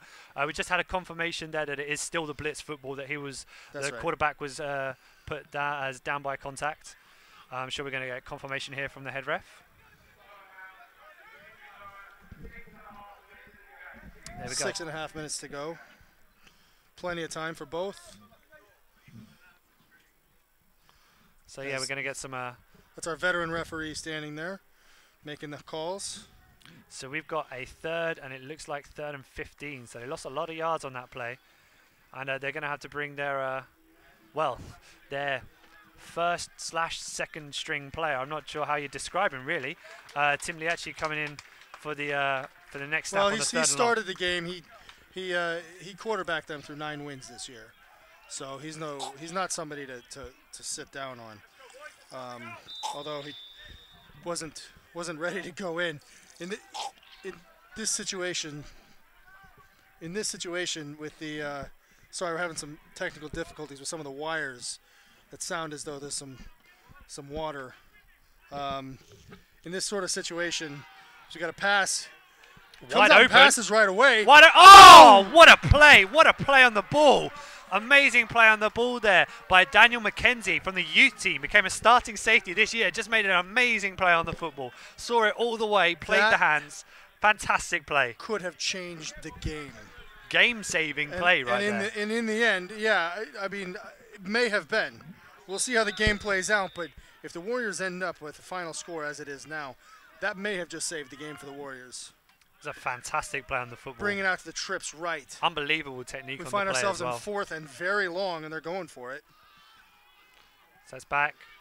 Same play. Got a guy open downfield again. Low. There's a lot of contact. He's not going to care too much about that drop catch because it was 4th down, so they're going to get the ball 15, maybe 20 yards from where the drop catch was. So we'll put that down as a batted down pass. We had a flag, unsportsmanlike rather. It looks like this one might be on Moses Sangabai again, and if that is the case, he could be ejected from the game. They got away with one. There was definite pushing in the back of the open receiver down there.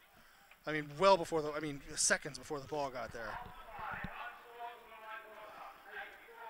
On the blitz. We've spoken prematurely. Okay, and that'll be huge for the Warriors because that'll go from where the ball was originally spotted. So that's not just a 20-yard game on the batted down pass. That's not just a batted down pass there. That's actually a batted down pass plus a 15-yard gain for the Warriors. That's going to give them great field position. Penalty on Charlie Cohen, the defensive lineman. Sorry, you mean Tom Shannon from the Blitz, wide receiver. Was that play was on for the unsportsmanlike. That makes a little more sense than what I saw. All right, Blitz looked like they're sending one. They are. That looked like someone went early there. It's going around the edge.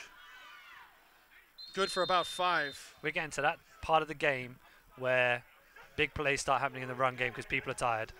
I have to say, we complained about too many flags earlier. I'm not seeing enough of them now. Yeah, I think you're right. There was some movement early there. I think we're going to see more and more. But we're going to see a bunch of run plays just like we have all day. But the Warriors are going to start trying to eat the clock, stay in bounds, hit the ground, pile off slow. This is where those timeouts start to hurt the Blitz as well because they burnt some timeouts just to have conversations on the sideline. Well, I think they have 2 left.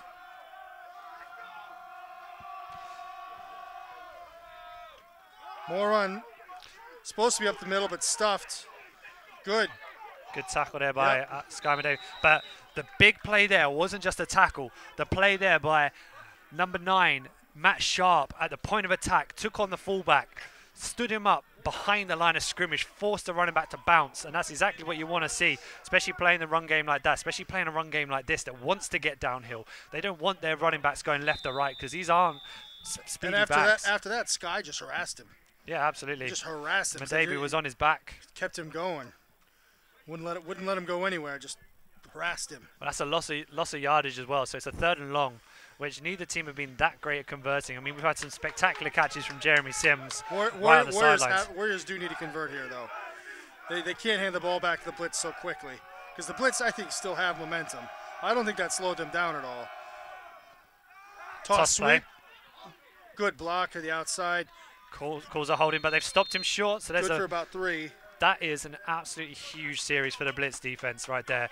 Big turnover, penalty following the turnover, making it even bigger. And they've managed to turn it around. A 3-and-out straight away. And now they've got an opportunity to return a punt here. That can always be an explosive play. Number 98, Jamie Charles, coming off there. That'll bring up the punt from the Warriors. Punting from just short of midfield. Blitz return men are back at about the 10.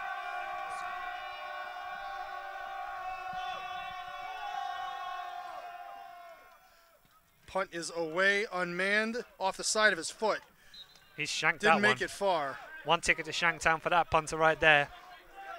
Out of bounds, I don't see the spot yet, maybe the 40. Not a lot on it at all. That was quite similar to what happened to the Blitz when the Warriors scored their touchdown. A very short, Chain crew don't have to walk far on that. I think they're glad for it. It's 10-2 still. Coming into the 4th quarter, we've got to be inside 5 minutes now. The 10-2, so Blitz still a 2-point down. This could be their last touch of the ball here. 3:25 left in the game. This will be their last touch of the ball. You'd have thought so, especially with the way the Warriors are running the football. Trips left. They're not yet where they have to really control the clock, but they will be soon, especially with only 2 timeouts left.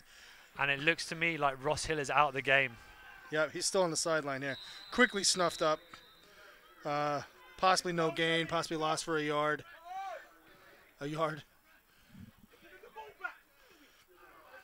Yeah, that's almost that. You got Blitz players over here complaining for delay of game, defensive. There is a lot more leeway, which I think is good. I think football's a game that needs to be just played. Here we are, 2nd and long, looking for his receiver. There was an open man. It goes long. Oh, what a catch! And he's downfield. Open. 1 foot down, college rules. Yep. Got that in. Big catch downfield there from number 10 right there. That's Jack Daly from the Tamworth Phoenix. Came through Loughborough Aces as well, University. Big time catch there. Just getting that 1 foot down. Remember, in the NFL, you have to have 2 feet down. In the Premier League in the United Kingdom, you have to get 1 foot down. It's similar to college rules. Ball is out, and it's on the ground. But it looks like a Blitz recovery. Blitz have it. But they went to that hurry up quickly to try and take advantage of the big play.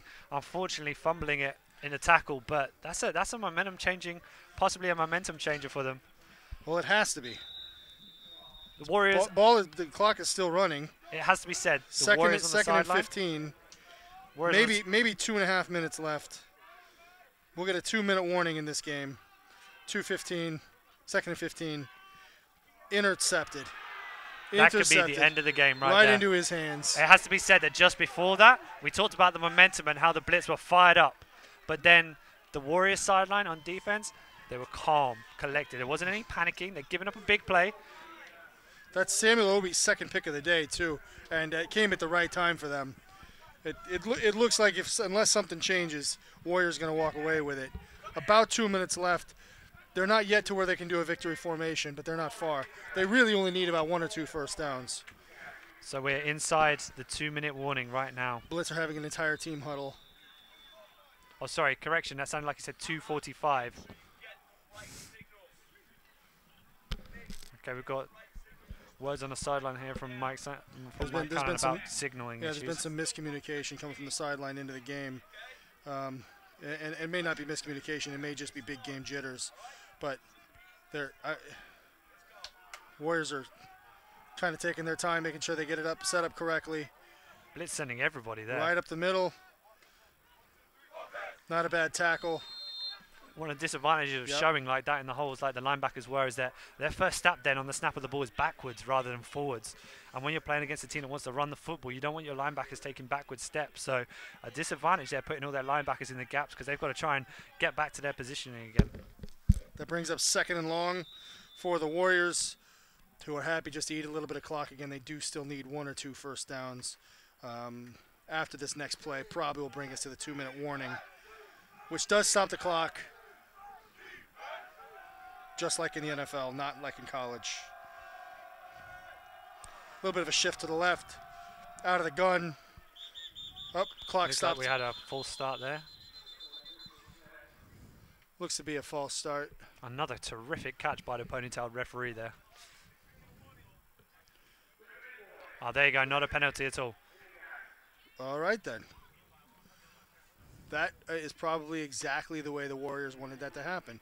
And I don't think they quite expected that to happen either. No, so 2 minutes left. They're lucky 2 minutes left. We've got second and long. Warriors are up 10-2. What do you think? Well, it's not looking good on the Blitz sideline. Blitz absolutely have to have a stop. And we have to remember as well, it was only a half a football ago that the Warriors snapped a punt over the punter's head. So there's every possibility that the Blitz could 3-and-out them and stop it. But the Warriors this half have looked confident. They've looked calm. They've been playing composed football. There we had the hard count there from their quarterback. Now that to me is a full start. You shouldn't be able to move your hands on the play. You're not allowed to move your hands like that as a quarterback. Should really have been called by the refs there, although we had to be thankful that they kind of kept the flags away. Now we're on to third down now, big third down conversion. Looks like the Blitz called a timeout. Yep. Yeah, Blitz have called their second timeout, 1:54 left. And we've got a landmark now for number 40. He's reached number 48. He reaches 100 yards on the day on 24 carries. Exactly. He's been absolutely immense for the Warriors. Dwayne Watson, that's real just kind of bell cow running back. 2.5 yards a carry. You know, you can't expect more than that. Even that doesn't average a first down. 2.5 yards a carry. He's really got to be in the conversation for MVP as well. He scored the only touchdown of the game, so it's either got to be him, Sam Obi with the interceptions as well. 21 from the Warriors, making that big play on the back pylon as well. Although I would say at the moment the prime candidate has to be Dwayne Watson on the with the 100 yards, 100 yards on 24 carries and a touchdown as well. He's been the standout player for them. Frankly, in this game, if you found the end zone, I think that helps. Absolutely, yeah, definitely. Not much helps your candidacy than that. Third and medium, third and about 5 out of the gun again. Same formation we've seen all day long. Hard counts again, and we're going to get another handoff, hitting the backfield. That's exactly what the Blitz wanted to see. Okay, and the Warriors are going to have to punt. And we're going to see now. Blitz are calling their last time out too, which is an interesting call. I think they're just happy to use the best clock they have. As Tim Lechty gets his helmet on. He's minute 47 left in the game. Perhaps we spoke a little prematurely when we said it was the Blitz's last attempt. Didn't exactly expect an interception. No, he didn't. Well, we didn't expect that 3-and-out to not burn as much time as it did either. Here's what I expect for this drive. Exactly what we saw in the last drive. Very, very, very fast tempo. If there's anything, I don't expect anything on the ground. Everything's going to be on the edges, and everything's going to be quick and outside. Well, let's wait and see this punt first to see whether or not they get it off. They have had issues with the snap. It could be a problem for the Warriors. They want to see a good snap, a good, decent punt with plenty of distance for their defense to play with. A lot of nerves on that offensive line right now, especially in that long snapper. A bit of a low one. It's low, but it's away. It's end over end. Got an extra couple yards on the roll, but in the end, ends up at about the almost dead on the 30. That's the 30, yeah. So they've got 70 yards to go. They did it in less time earlier, but it ended in an interception. But it took them about a minute 10 to get down from 75 yards. Again, ending on an interception. No timeouts left, which means they've got to keep it in the air. Remember, 1:39 left. Remember that first down does stop the clock while the chains move. Yep, and you've got to remember as well, one of the things that the Blitz do very, very well is they run this tempo offense, so the time may not be too much of a factor for them. Big gap. See, and it allows them to do things like run the football, because you'll see their offensive line almost immediately. Look, you see him getting up, hand the football to the official, offensive line in position. Interesting, receivers look to the because sideline. I don't think anybody on the field expected that running play. No. And maybe that's why they called the timeout, to have that sort of flexibility. But I think open. Wide open down the field. They've got him. He's diving for it. He's Touchdown. all the way. What a play. Wow. Huge throw there all the way down to David Prothero. He has been a big-time player for them all the way through the season. An unbelievable pitch and catch just when they needed it. But have they left too much time on the clock? Can they convert the two-point conversion? Give me a second. I can't speak. Okay, I'll speak for you then. That was we just finished saying the Blitz haven't had any big plays yet. And there we go. There's the big play that they needed. But we said that's the first big play they needed. They need 2 big plays. Now they need the two-point conversion. Two-point conversion. But this is from a distance that the Blitz have been able to manage so far. They've been able to run the football. The problem they've been having is that they haven't been able to make the big explosive plays. Now, interestingly enough, we're seeing the Blitz kicker practice onside kicks. I'm watching him here on the sideline practicing. Well, he's practicing all his different kicks. Yeah, he's practicing it. No, he's practicing it just in case. No, sorry, I apologise. It's not an onside kick. It's a squib kick. My apologies. Not an onside kick at all. He's just squibbing it into the ground. That's.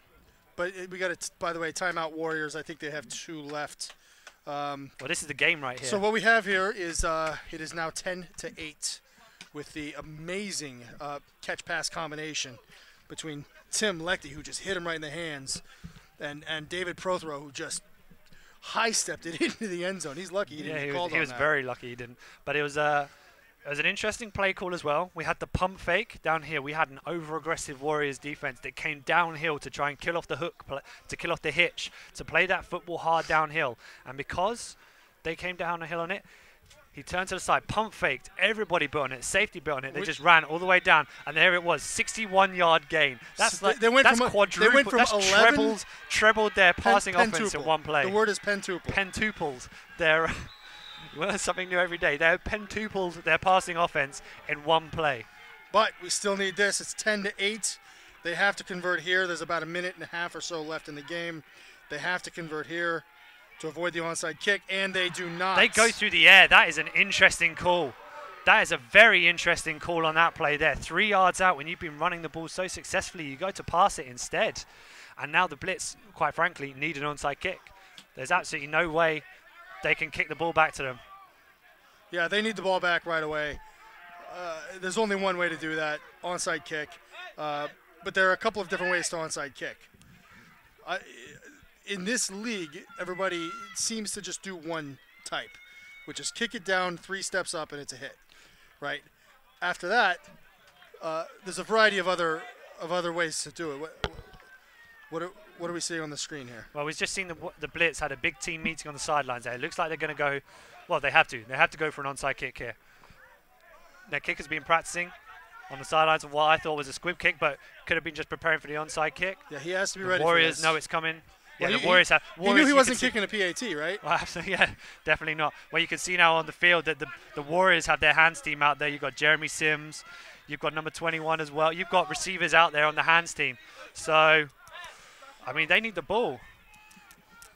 They got no timeouts left. If the Warriors recover this, they'll just be able to kneel the football out. So, big play. Now the kicker doesn't have his chin straps done up yet. There we go. You might be diving into a pile in a second. You want to have that chin strap done up tightly. Again, 10-8. If they do not recover, then the Warriors can just kneel it out. Victory formation, game over. They win the Britbowl for 2014.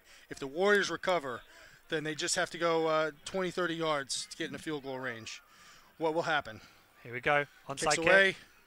It has not yet gone 10. Ah, touched. No, it touched. It's going to be a penalty. It's going to be a penalty. Their player touched it first. Warriors have...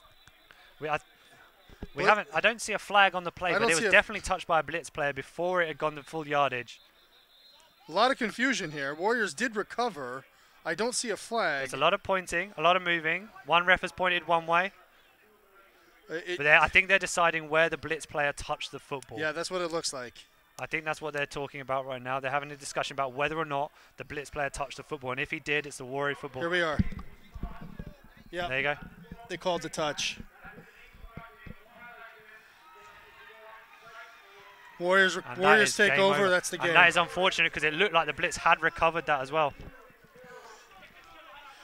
That was the second main way that of recovering an onside kick, which is to send 2 waves. The first one gets past the ball, and the ball goes behind, and the second wave recovers it.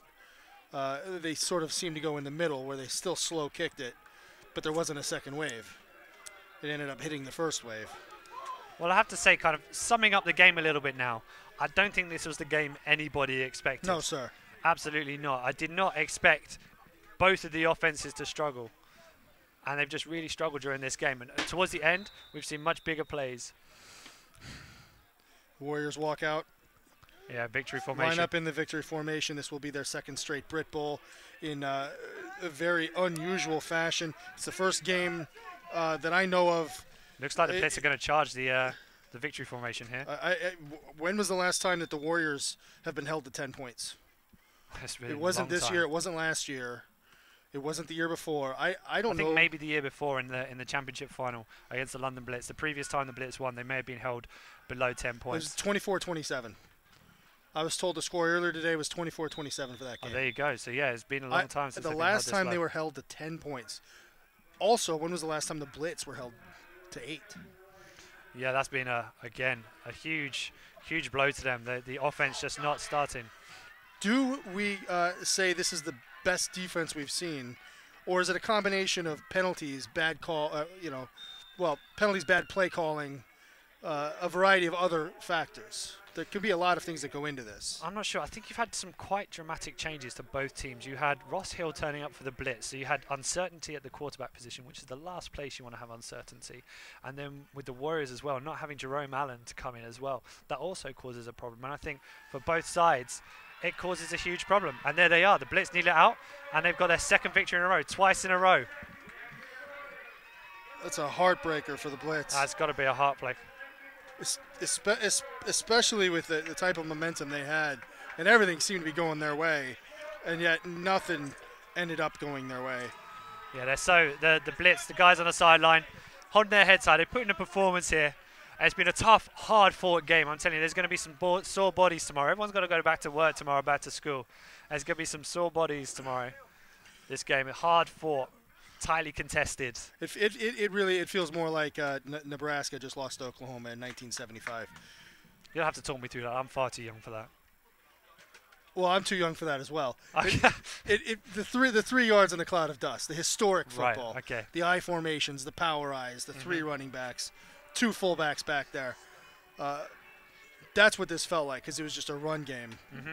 Pounded up the middle, and there's going to be a lot of hurt bodies. But I think the Warriors won't mind. No, absolutely. This is the Blitz poured their soul out. There are a few things I think they'd like to have back. Ed Morgan on his on the touchdown run. Obviously, a couple of interceptions that changed the game. A couple of drop passes that changed the game. This has got to be a heartbreaker for Ed Morgan as well. Last game of the season to end in that way. Last game of his career, an illustrious career. He's played for GB. He's won national championships. And he's got to be hurting at the moment. That it's got to be tough to have to walk down that line, congratulating the other team who've put in an incredible performance to win that. And it was a special teams play that was really the big difference. It was that punt, the punt that was short. They gave him a short field, and then the whiff tackles on the run play. As you're about to bear witness to one of the longest handshakes that you will ever see in British American football team, the Blitz and the Warriors, 2 humongous squads. Well, we're going to be here for a while. The Blitz only fielded 60. You need to bail. Yeah, so the Blitz only fielded about 60, but Warriors brought up about 70-ish. But they ended up deactivating a few players prior to it. But I think the question now moving forward is for the league, are we going to see a third team rise up soon? You know, we have the Blitz and the Warriors now, who are definitely way at the top of the game. But East Kilbride held their own against the majority of teams. They didn't do well against the Warriors, but the Warriors were clicking on all cylinders. At the same time, Tamworth Phoenix, they've had a fantastic year, barely losing to East Kilbride Pirates.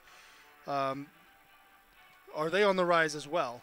With the advent of brand new youth programs and the sport rising, there was a 12% increase in national leagues this year, 4% at the university level. New youth teams popping up left and right. Players playing for teams like the Warriors or the Blitz or the Pirates or the East Kilbride or Merseyside or Edinburgh, and then going back to the universities and bringing that level of success with them. What happens? What can come of that? And I think in the end, we're going to end up with a much higher level of football. nationwide as more people are adapted into the sport. NFL has been talking about bringing over their own team into the NFL Europe. Sorry, not NFL Europe, bringing their own team over into Wembley, having 3 games this year. The profile of the sport has just been through the roof.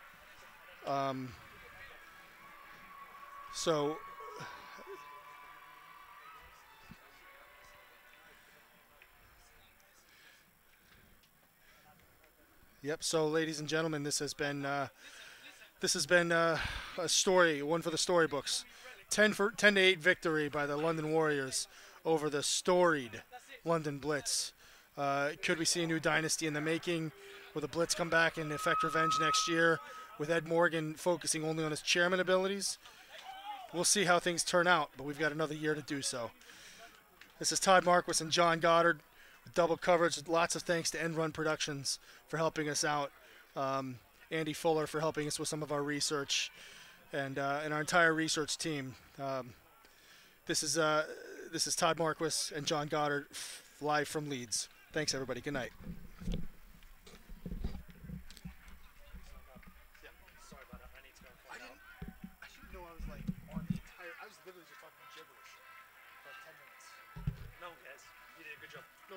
Pleasure working with you.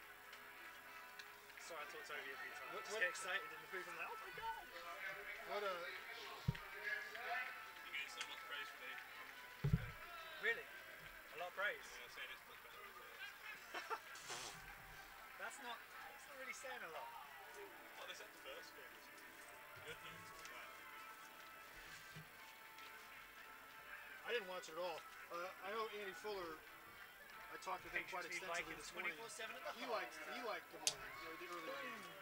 He thought it was a much bigger upgrade. Patriots lead Vikings at 7.5. Who's still their last TD? Saw 17-7. Yeah, I have to say the match is better. No, we've got help to help you back up if you need it. Okay, lovely. You start getting the sides off this. Yeah. I need to find out whether or not I need to run. Okay, no worries. And you're going to get better. I'm going to speak to you tomorrow about putting the button in. I think we need to get that. Okay. Well, Looking at an explosion?